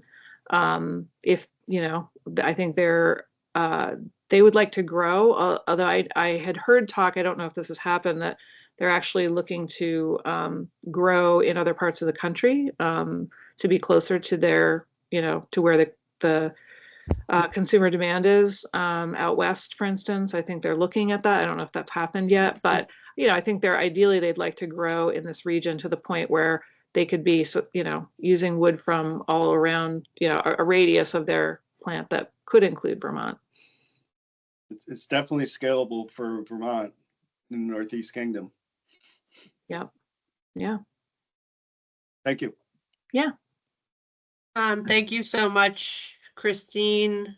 And we are, Steve Bick has already joined us, so we are going to transition, but yeah, Christine, thank you for being here today, and thanks for leading all of this interesting work and collaborations. Thanks for having me. I appreciate it. Have a great rest of your day. Bye. Thank you, Christine. Welcome, Steve. So Steve runs the Vermont Forest Business School, which is often and trickily, you know, thrown around the board as FBS, but that is the Forest Business School. And today he's going to present an update on the school, the impact that he's seen from the school, but also learning and sharing from the ongoing community of peers. So graduates from the Forest Business School who decide to continue to participate in a community that Steve continues to facilitate in addition to the Forest Business School. And I think I did mention this at the beginning, but the board has been supporting the Forest Business School since its pilot inaugural stage. And the grant, I think, was made in FY19, but the Forest Business School itself launched in 2020. But I think without further ado, I'm going to hand it over to you, Steve. Thanks. And I think I'm not sure if you're sharing slides or not, but you can share how you want folks to engage, if you want them to ask questions as you go or save questions to the end. But as you know, we have 45 minutes to discuss the work of the school and the peer community. So I'm going to go ahead and share my screen, and I kind of built in time at the end for questions, but I'm fine with anybody asking at any time. And if I don't see a hand up, Elizabeth, maybe you'd point that out that someone has a question. For sure. Yeah. So I can monitor that. See if I can get my screen. So you're seeing my slides at this point, I think? Yes. Yes. All right. So I appreciate this opportunity to update this group in particular, because as Elizabeth mentioned, you've been the folks supporting the Forest Business School, you know, since the beginning. So when she asked me to provide an update on the growth impacts and really the peer support and community that's come of you know, we're in our fifth year of this, I thought, you know, it was a good time to take stock and pull together some some things to share here. First, I want to acknowledge that, you know, Elizabeth and Claire have been terrific administrative support in, you know, making sure I'm getting the things I'm supposed to into them in terms of this has been funded both as a service provider contract and as a grant, depending on, you know, what year it was, and also Diana Ferguson, who is really on top of things. So thanks to all them. And so today, I want to go over the origins of the Forest Business School timeline, explain how things have grown and what it is we do, you know, what I do in this program, some of the impacts that we're seeing, and then really talk about the participants. One in particular I'm going to quote today has actually bought some of that insulation you were just talking about from HP in Maine and used it in an addition on that he just put on the farmhouse. So, and one of the people we visit in the FBS trips started a brand new trucking company just a product around, so encouraging. That whole is very encouraging. But let me stick to my topic. I'll talk about the origins of the Forest Business School, and really the origins go back to the 90s when I started down this continuing education road. So I had, as I was really growing my business coming out of grad school, one of the things I had an opportunity to do was put on continuing education workshops with the Northeastern Loggers Association. So I was able to travel, you know, essentially from Pittsburgh to Fort Kent and every place in between. And mostly these were logger workshops, but that sort of grew. And I was seeing people from sawmills. I was seeing foresters and some landowners. And, you know, if you do enough of that, you either got to get better at it or no one shows up. So at some point I started to feel like I was addressing the needs of the people that were coming to these things. And after a while, though, I became a little disenchanted with the whole day-long workshop setup. It turned into kind of a credit chase. We made people show up. We made them trade their time for continuing education credits. And I thought the goal maybe should be people should learn something. So, you know, one of the things I like to emphasize in the Forest Business School program is the Pareto principle, you know, the 80-20 principle. And what I found was if I held a workshop, everyone was there for the credits, but maybe if 20 people came, 4 of them were really engaged. You could see it in their faces. They asked questions. They maybe did follow up. And those were the people that were really interested in education more so than credits. And I always thought, wouldn't it be great if I could have an ongoing relationship with those people? If I could do a better job of meeting their continuing ed needs, because you would see things in different places. So I think the second year I was doing this, it was 97 when I first started coming to Vermont. Some of you know I'm from New York, and at this point split my time between Vermont, New York, and also Montana. But Vermont in particular gave me an opportunity to work with people who are a bit more business-like. And so I don't know if Liz Gleason's on the call, but she was the one 10 years ago who really hired me to start working with individual businesses in the forest products sector. And to the point where we eventually built a house in Vermont because I was over there so much. So it got me to work one-on-one with people, and that started me thinking more clearly on, hey, I've got a program. I think I've got something that would work. It also corresponded with me hitting a point in my business when I needed the sort of things that I now teach in the Forest Business School program. You know, if I'm being honest with myself, I hit 40 and realized I owned a job more than I owned a business. And that's true of many of the people that I get in FBS. So it was, as I started to crystallize the content, there's lots of great business content out there. Virtually none of it was made for small business people, and really none of it was made for people in forestry and wood products and other working lands businesses. So it was, how do I take this content and make it relatable for people who are working in the woods?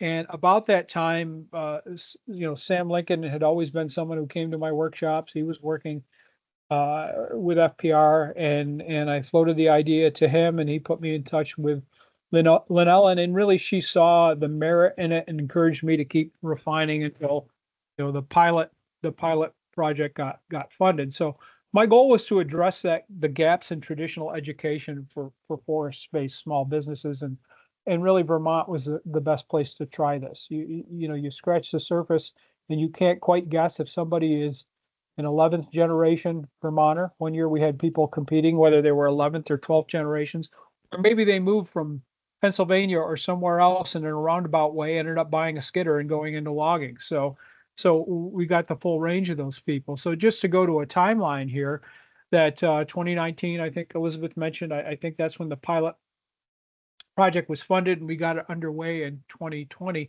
And the timing was kind of coincidentally good. This idea that we would do remote training. I think there were some people skeptical that this audience was up for that.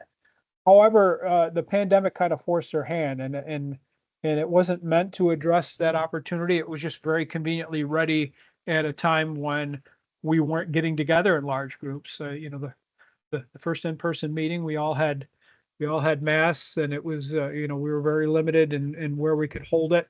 And from then on, we were meeting remotely in the evening.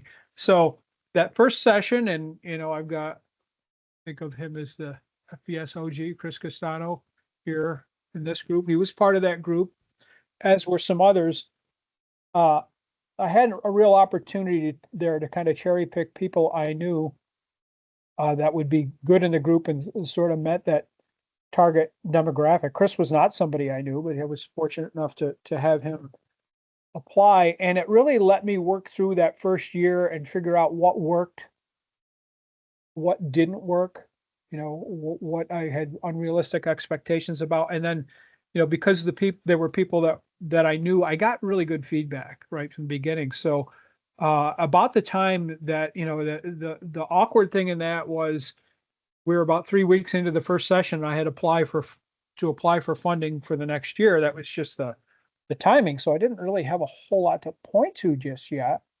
But fortunately, the board saw the merit in this approach, and was able to get funding for that second year.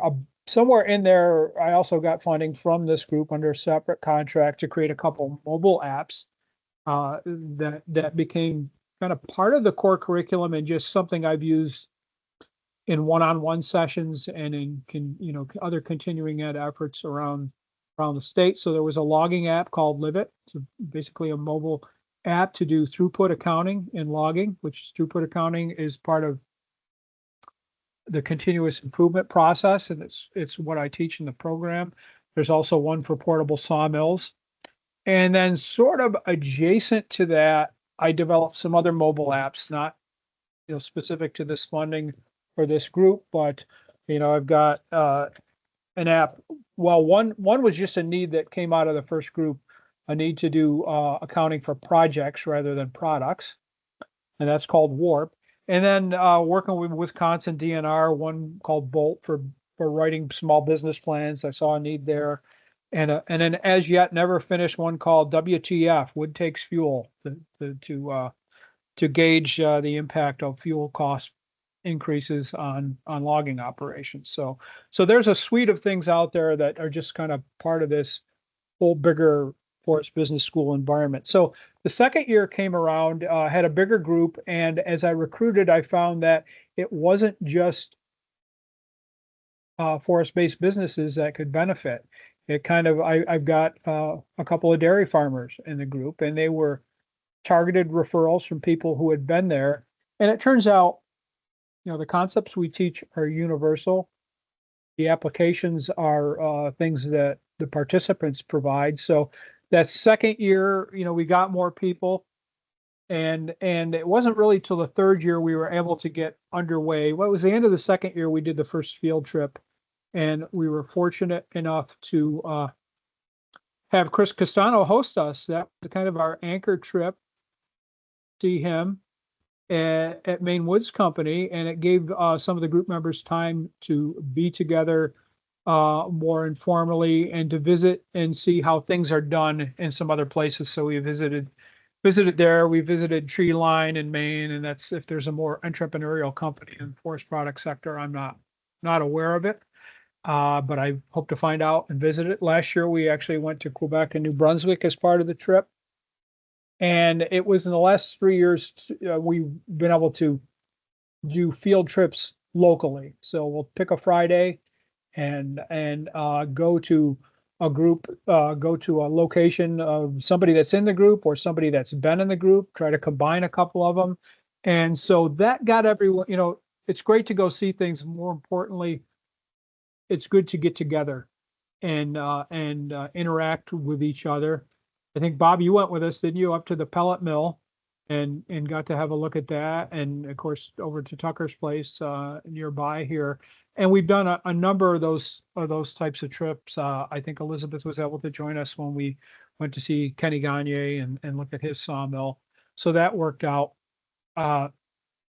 Something else happened really in that second year, and that's I think it was still pandemic time. And as opposed to the first year, there was a lot more informal communication. There was our formal sessions, which we record because some folks miss from time to time. People would stick around for another 45 minutes afterwards just because they were eager to talk with each other, exchange ideas. They suddenly knew somebody on the other side of the state that they wouldn't have known before, but they had many things in common with them. I would be remiss if I didn't tell you that the Vermont Forest Business School and the session you funded was a launching pad for me. I was able to partner with Northeastern Loggers Association to do a regional version of this, and I've had people from 14 different states participate. Now, that's to be clear, no Vermont funding is used there. That's funded separately through a Rural Business Development Grant. But the advantage to everyone in this is I try to whenever possible have the alumni interact if they can help each other, right? So there is a bigger network that I will have had 67 people through the group at the end of this year that are all somehow connected, and then there's additional up to 100 now that are people from all over. So I don't hesitate to put people in touch with other people wherever they are, because that can help. So the other thing in the timeline, the field trips expanded, and I've used the Forest Business School, which is a legal entity in Vermont, as something to do other things that I want to do in my work. So I published a couple of books last year. One was, I thought I had there they are. One was partially funded by VHCB. This Afterwood, it's a small business retirement guide, and if anybody in this group wants hard copies to circulate, I have some. I'm going to get it out to the Vermont Forest Products organization before their annual meeting coming up. So that's one of them. And the other is this book, Timber Tempo, that was funded entirely by me, but it was something that arose from a need that was pointed out in our 6-month sessions, that people mostly work on projects. They could almost always do a better job of them. And doing a better job means getting them done sooner, and there's an opportunity to make more money. So I've kind of expanded the Forest Business School brand to include things like that. So what does this program actually do? This is, sometimes people think of it as a class. It is not. I try to make it more interesting than that. It is not a business 101 concept. I don't think this audience would sit through a bunch of lectures. Chris knows they sit through a lot of my stories, but mostly we have content that is meant for professional development, meant to make you better at what you do. Typically, the audience are people that are good at what they do, but maybe not great at running a business, and they know it's time to get serious. So we listen to audio content, audiobooks, podcasts, sometimes guests and speakers during the week. And then rather than me lecture on it when we get together, we have a discussion of how do we apply this? Does this make sense? Do we agree with this? Can we find specific examples in our work? So when we have sessions, there are no passengers, okay? People learn pretty quickly Chris is smiling because in his mind, I call on him first anytime he's in a session, and maybe that's true. I don't know. But Chris always has something good to add. So these are more of what I like to think they're Socratic discussions where I ask questions and keep prodding until we get answers.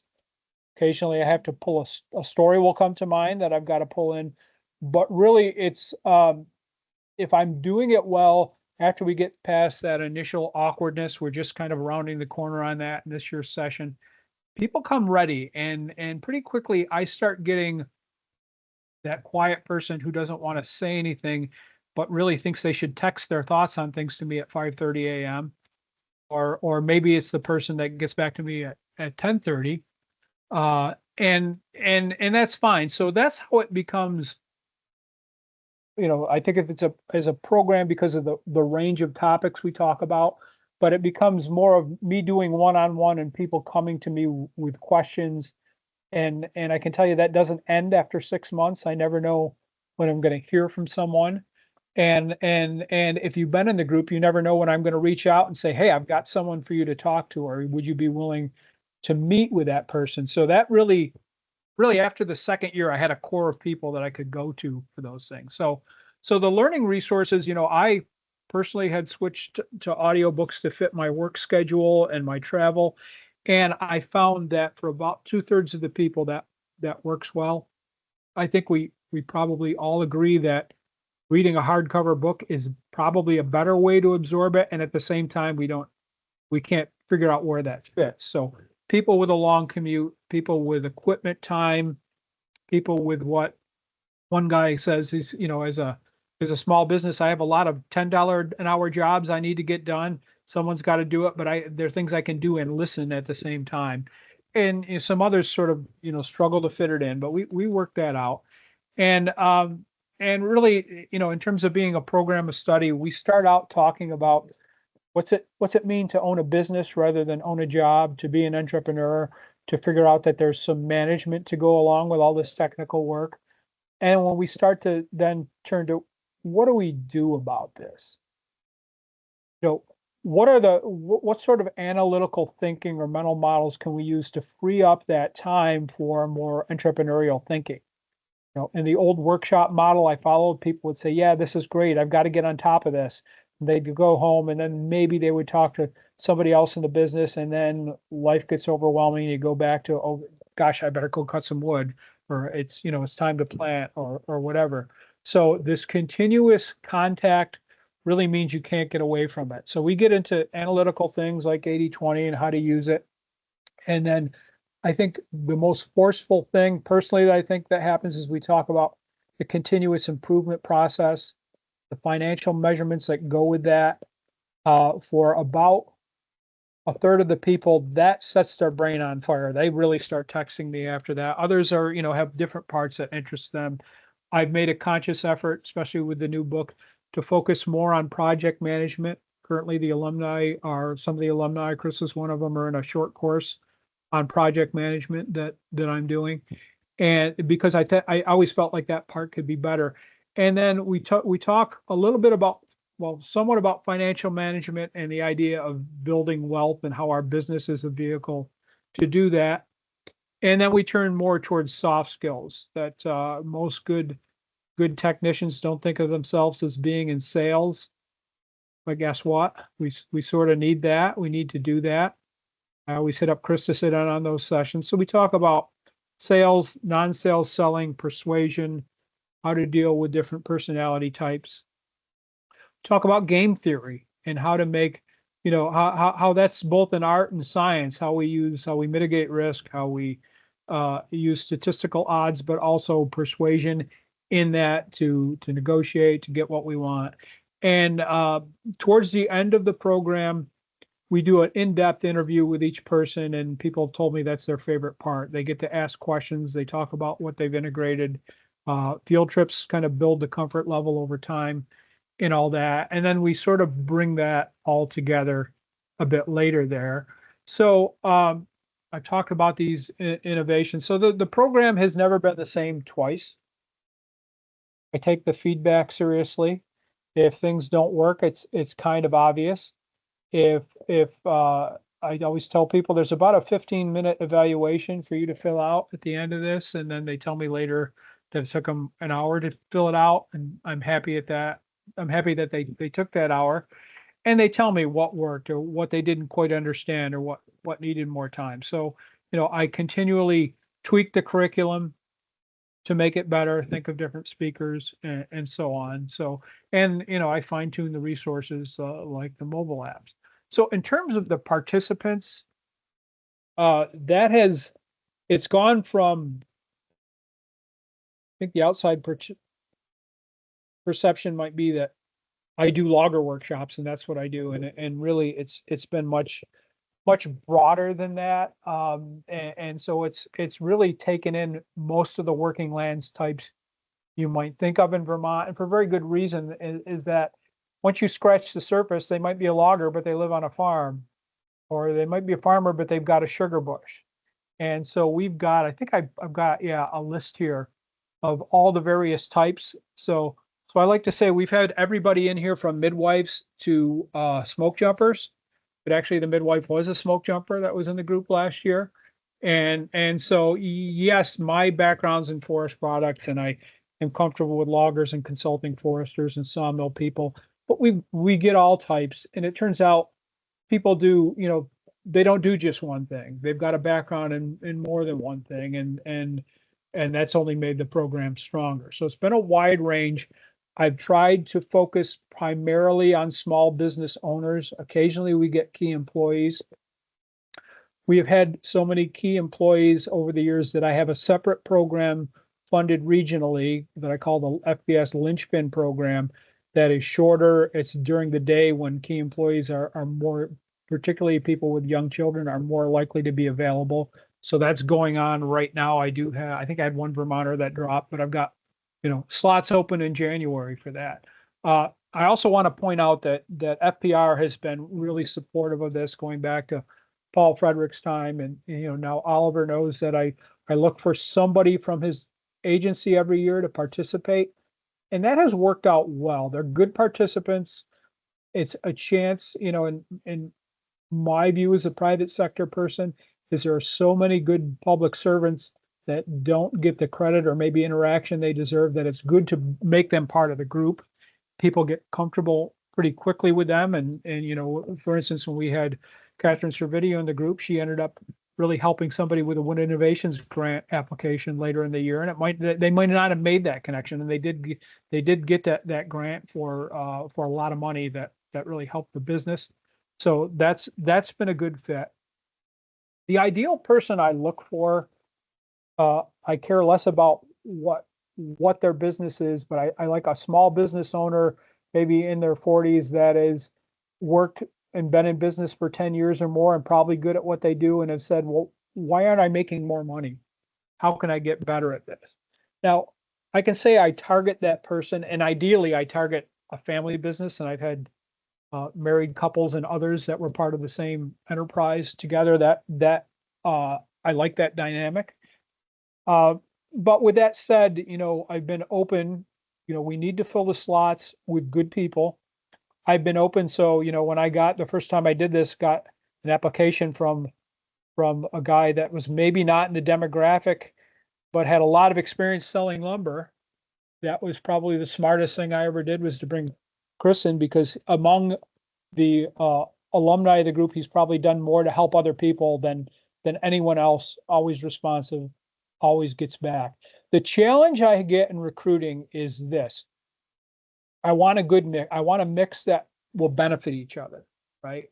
And I also want someone that can make the 6-month commitment. So most of the recruiting I do is from direct referrals from people who have been in the program, because they can tell me who's likely to stick it out.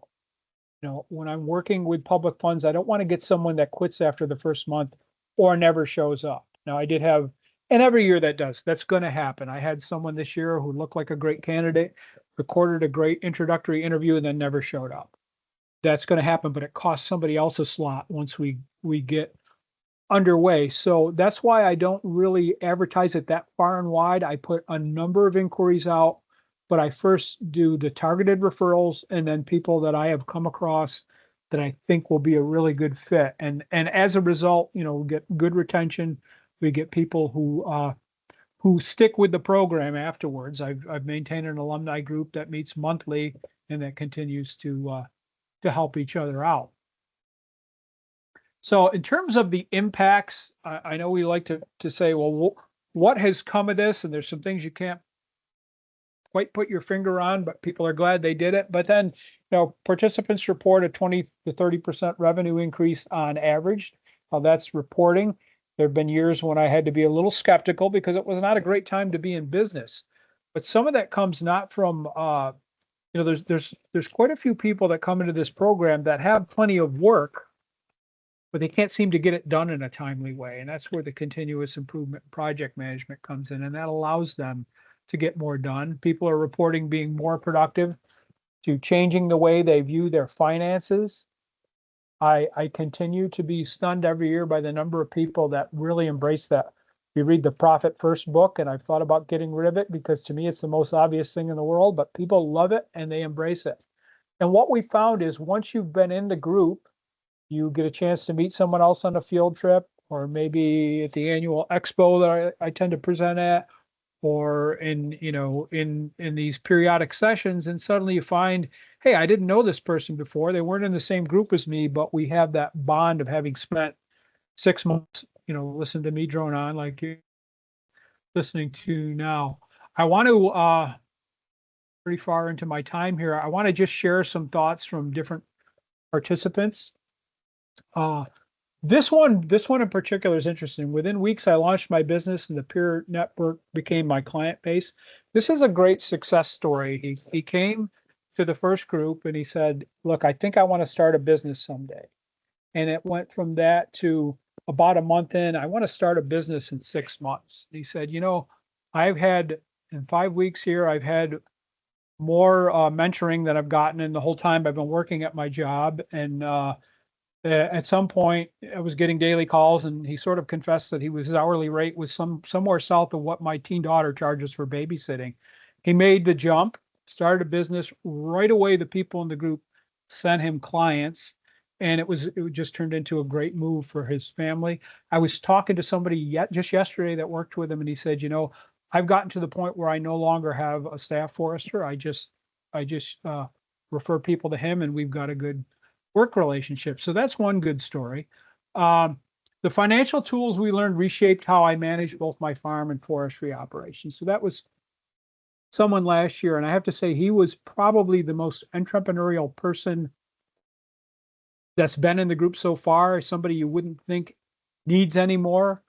I'm always pleasantly surprised when those folks will want to participate, and yet hosted us on field trips, found things he could take away, was often in touch with me and a great participant.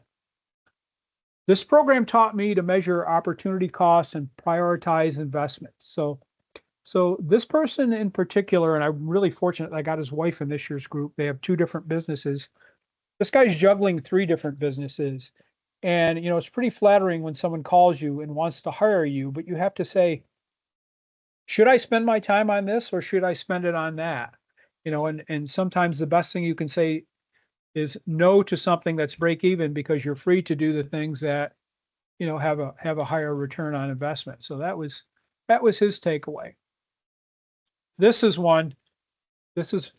somebody Bob might know. I can't unsee the impacts of bottlenecks. Fixing them transform my processes. So here's someone already good at what he did, plenty of work time to be thinking about things, and suddenly, the thing about teaching is sometimes you surprise people and they learn, but sometimes you put into words what's right in front of them and then they can't unsee it. And so suddenly he spent his time thinking about, is this a bottleneck that I can overcome?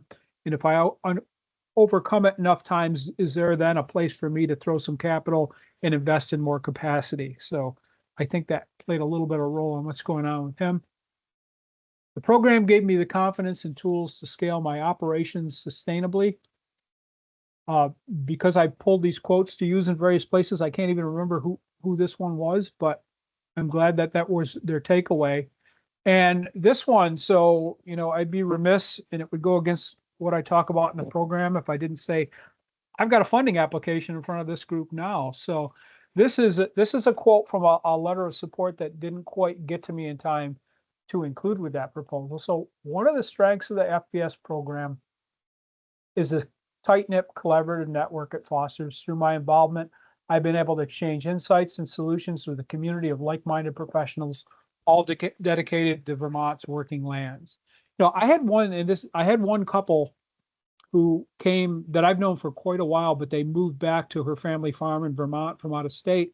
And to move back in your mid 40s, you know, with your kids in school, and suddenly who are your peers? And right away, they had a group that they could rely on, or that they could buy lumber from, or ask, you know, a favor from, or even this one found a great place to buy their meat because it was somebody in the group that they liked. So that peer network thing is, you know, an important part of this, and 5 years into it, it's really grown. So I want to thank Working Lands and you folks for seeing the value that this program provides. I guess I would have gotten it off the ground somewhere, but Vermont was the perfect place. You know, I've taught people from a lot of states. They tend to be a little more business-like here, and so they've been, you know, each year now I have a Vermont group, and then I have a regional group, and for whatever reason, the Vermont group tends to be the stronger one of the bunch. And I don't know if it's me recruiting in a smaller world and finding the right people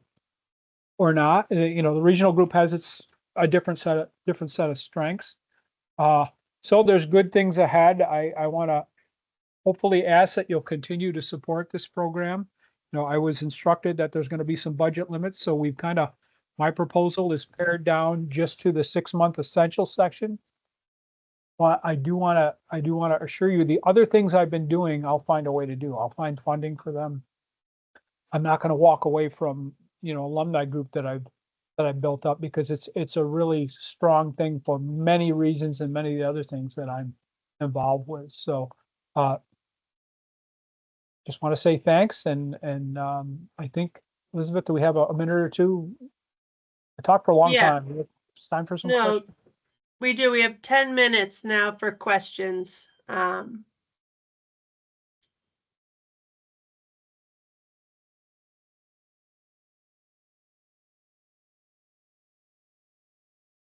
This is what it's like, and when I start the FBS group and we sit there, and I got comfortable sitting awkwardly until someone says something, or then I just ask Chris a question. Bob. Just a comment. I think WeLab financing your Forest Business School has been probably one of the most impactful forest-based investments we've made. I know many people have gone through your program, and all of them have benefited from it. Thanks. That's good. It's nice to hear that. And on a side note, LSF's Forest Products building's up. They're putting the roof on this week, and his equipment showing up. Yeah. Pretty exciting. Yeah, and certainly Tuckered somebody be successful, whether he ever met me or not. But I'm glad to be somewhat involved with him there, for sure. Ellen. Yeah, Steve, just tremendous program. I'm so grateful that you're doing it. I'm grateful that WeLab's been helping to fund it. It's so needed, and not just in the forest product sector, but for every sector. So many people go into business because they have a passion for a product. They want to put something into the market. Like it's not that often that there are entrepreneurs that are just like, I'm just going to be a business owner. I don't really care what the product is. I'm just going to go into business because I just want to go into business. You know, like that's just not what it's about, right? You have a passion for a product. You want to serve a market need. You see some pain points that people have. You think you can make a difference with providing a product, but then you have no idea what it takes to actually run the business, right? And one of the things that I find so frustrating is over in the State House, there's just so many legislators who don't have any experience with what it means to be in business. They haven't been in business themselves, and yet they're creating policy that is doing things to business without really understanding what it's like. And so I'm hoping to do some educating this coming session around just like business 101 with legislators. And I'd love to include you in the mix if you're interested in that, because I just really feel like there's so much that we are not doing that we should be to support our small business community in the state, because 92% of all businesses in Vermont have 20 employees or less. And so like there is just a tremendous need to help businesses to be able to learn what it means to really go from startup to early stage to growth stage to being a mature business where you can, be able to ultimately be really profitable and be able to pay livable wages and good benefits. And I just, I think what you're doing in the forest product sector is just really tremendous, and I really applaud you. And I'm hoping we can connect some more. Yeah, thanks. I appreciate your kind words, Ellen, and you hit the nail on the head that people, it's more like they chose an occupation and then, I'm going to make a business around it. And at some point you say, well, wait a minute, my family needs things. I should benefit. I should do more with the business, even though they just like to go in the woods and work. And, as far as beyond the forest product sector, I've learned so much from the other people who have come into this that, I drive around the same landscape and I wonder about some of the things I see. And now I start to understand them a little bit better because I've had farmers and, other folks in the group. Alex.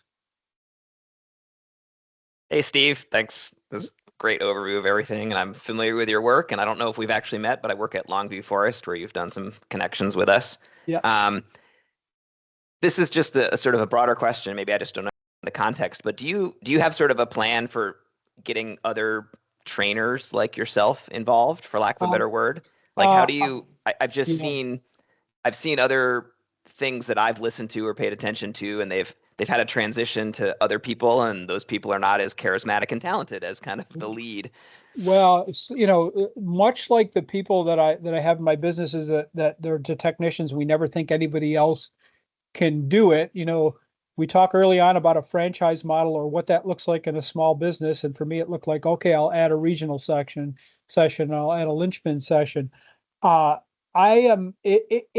I could find, because it's easy to go to someone and say, come and take part in this free program. If I've got to sell every person to enrolling at a high cost, then it's a much bigger challenge. But if I had the funding source to have 5 sessions going nationally, yeah, I would definitely consider that. And unfortunately, the people that come to mind that would be great at this are probably I had someone from the Upper Peninsula of Michigan last year that he's the first person I said, wow, he could lead this.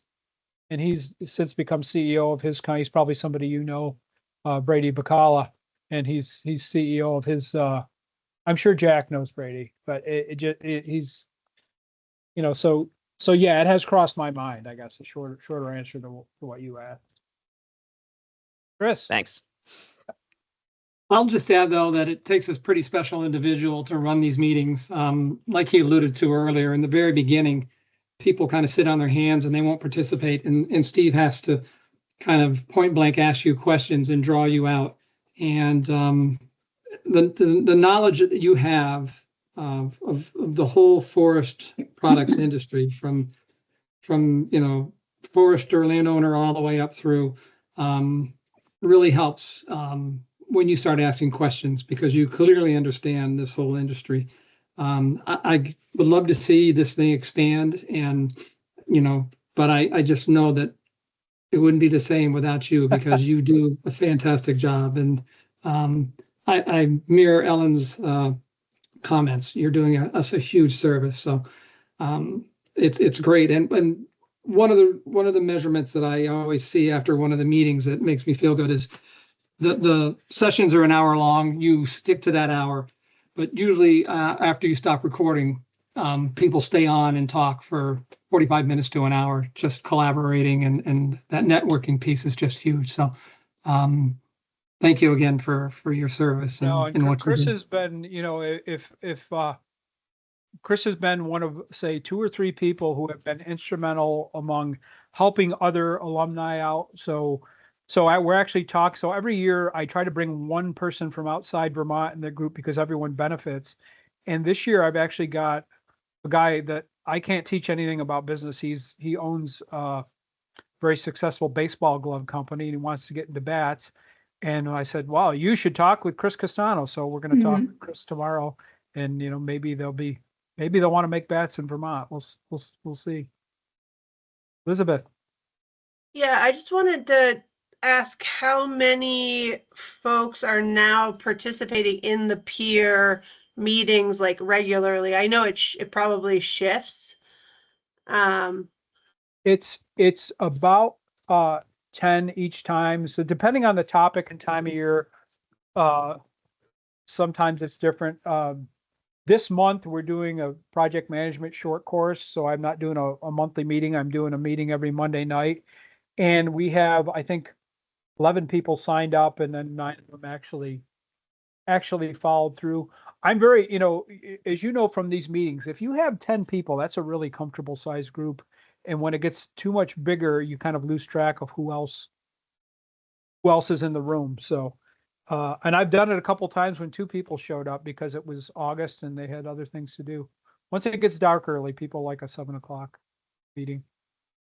And my best ever one, I had somebody from every different group present. So I had a really good representation. Liz. Hey, Steve. Great to hear some more details on this program. I just wanted to kind of reiterate what Alex just said about the depth of the fields, kind of with people who can provide a combination of sort of the business development and the understanding of the production side. Like, we don't have a huge number of people like that in Vermont. With the forest viability side of fire and forest viability, like, we've basically been working with 3 people for the last several years: Steve, Chris Lindgren, and Dave Redmond. And like, that's not a huge number of people. That's not a huge bench. And if anyone has any ideas about people that could get brought in, would love to hear about them and collaborate around it. I want to acknowledge that while Liz is far younger than I am, she was the first one to really bring me. Paul Frederick would bring me over for a workshop, but she really got me more involved in Vermont's forest economy and doing one-on-one with people. And I think of that, what was it, 2014, I think, Liz, that started. So. Yeah, and absent that, I don't think the Forest Business School, I think it would not be the Vermont Forest Business School. So. And I think this is also a good opportunity to say, like, that was because of Working Lands, like farm and forest viability. We used to just be farm viability, and it was because of the Working Lands program and conversations that people were having about a whole sort of connected working landscape. And then us getting funding to start a forest side of farm viability that we were able to bring Steve here. And obviously, I know Working Lands has funded the Forest Business School separately too, but just wanted to highlight that. Thank you, Liz. And Steve, thank you so much for joining today, and offering an update on the program, and also the history. We are at time, so if there are additional questions, you can share them with me and I can connect you to any of the speakers today. But thank you so much, Steve. Thanks for the opportunity. Have a great rest of your day. You too. Bye, everyone. Thank you, Steve. Thank you. All right. And now we're going to shift. There are a few board members who have gone on site visits. So I think Chris and Dave are going to offer updates today. offer some of their key takeaways from the site visits that they have gone on. And I just also want to, I just want to say hats off to Alex, who has already signed up for site visits. All right. It's very exciting, and I just feel like you've jumped in with 2 feet, and it's deeply appreciated. So yeah, Chris, do you want to kick off your updates and thoughts, and then we'll pass to Dave? Sure. I had the pleasure of meeting with Sheehan and Son Sawmill in Perkinsville, Vermont, back in early September. Beautiful early fall day. Met with Tom Sheehan, who is a second generation owner of the company. I believe his project was 2020, 2021. It was labeled the expansion of his pallet shop. He was coming out of COVID, experiencing great demand for pallets.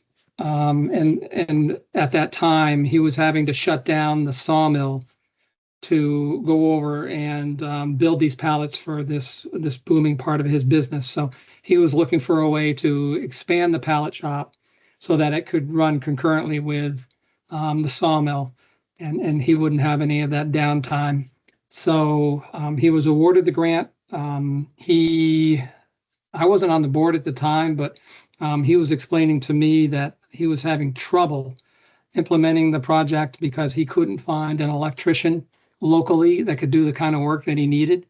So the project got delayed a little bit, but he did end up finding somebody in New Hampshire that came over and did the electrical work that was required to do this project. He is very thrilled with how the project turned out. I think at the time he was projecting adding 1 to 2 full-time employees, but unfortunately, the markets in about 2023 took a little turn south, and he didn't seem to have the demand that he needed previously. So he wasn't able to meet that projected employee expansion. But in fact, the day that I was there, the sawmill and the pallet mill were not running just to lack of business. But he was optimistic. He had a pretty strong log deck. And like David and Alex said earlier, it was a function of just making hay while the sun shined. The logging conditions were favorable, so he wanted to bring in logs. I reached out to him and asked him about the whole application process. Unfortunately, he was not the one that filled out the application. It was his partner.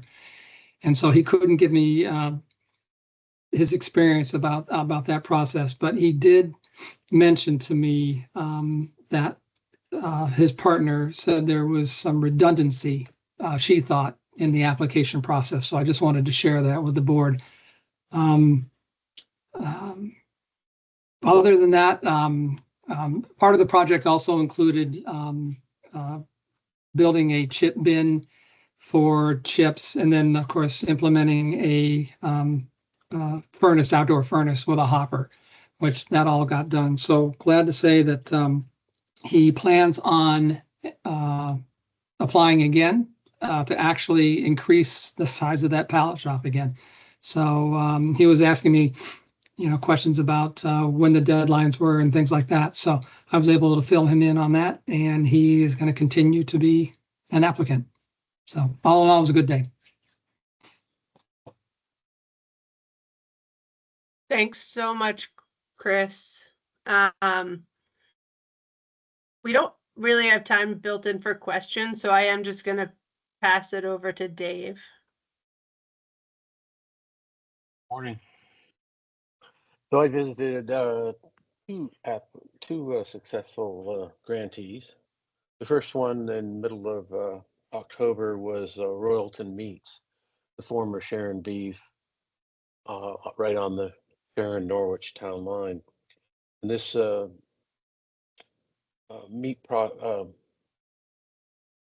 kill processor is owned by Fraser Walsh. He's a gentleman from Massachusetts, and he owns Royalton Meats.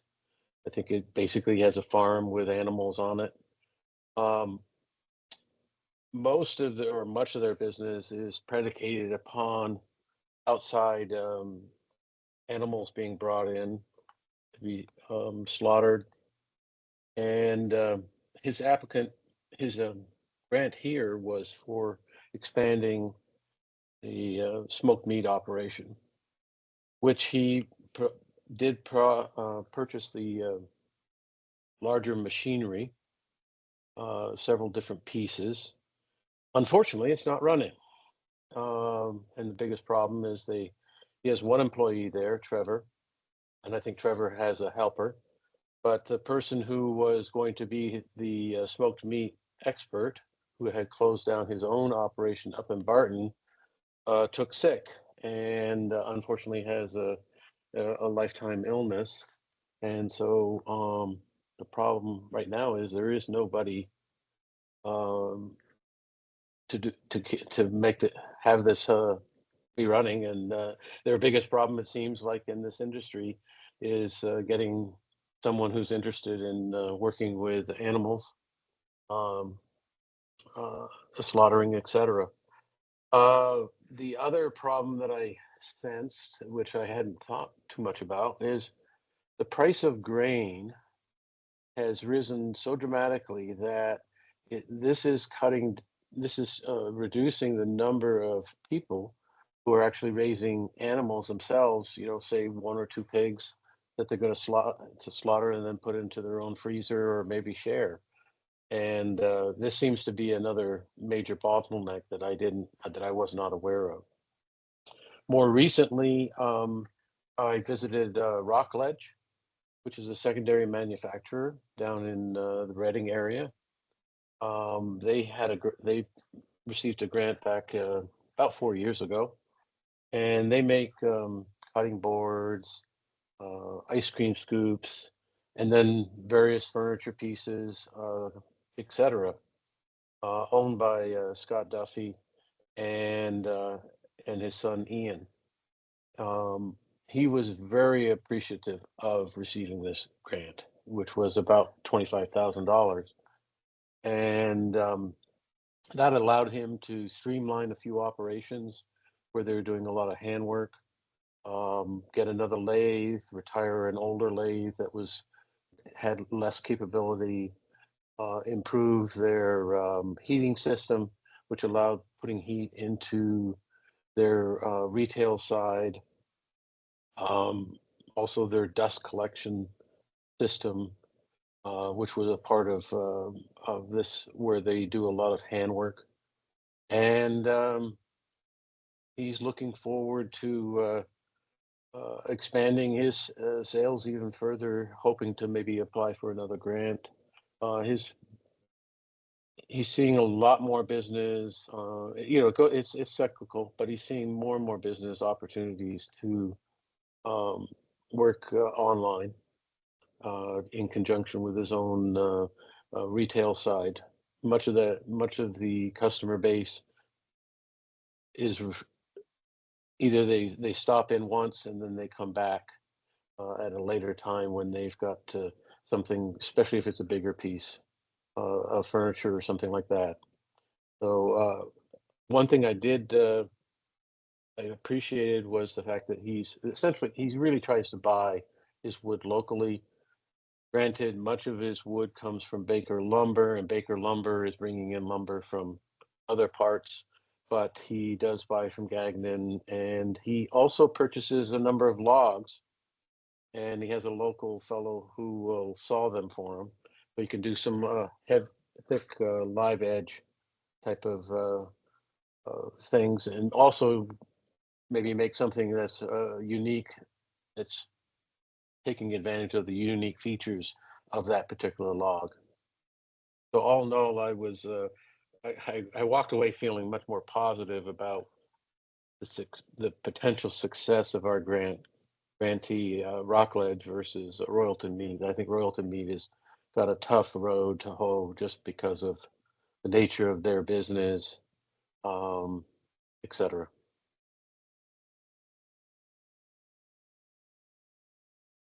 Thank you both so much for going on the visits and for sharing your observations and learning and feedback from the grantees.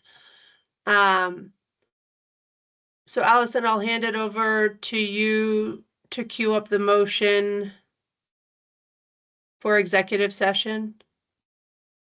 Sure. So the next agenda item on our list is requires executive session. And for the purposes, we will be discussing a contract which implicates personal, confidential, or proprietary business information.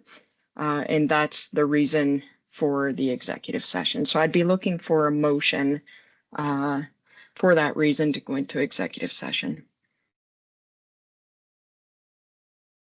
I'll make that motion, Elizabeth. Thank you, Elizabeth. Do we have a second? I can second that. It's Bob. Go ahead. Thanks, Bob. All right, so we're gonna wait for the, all those in favor of going into executive session, say aye. Aye. Aye. Any nays? Excellent. So we can stop the recording at the moment.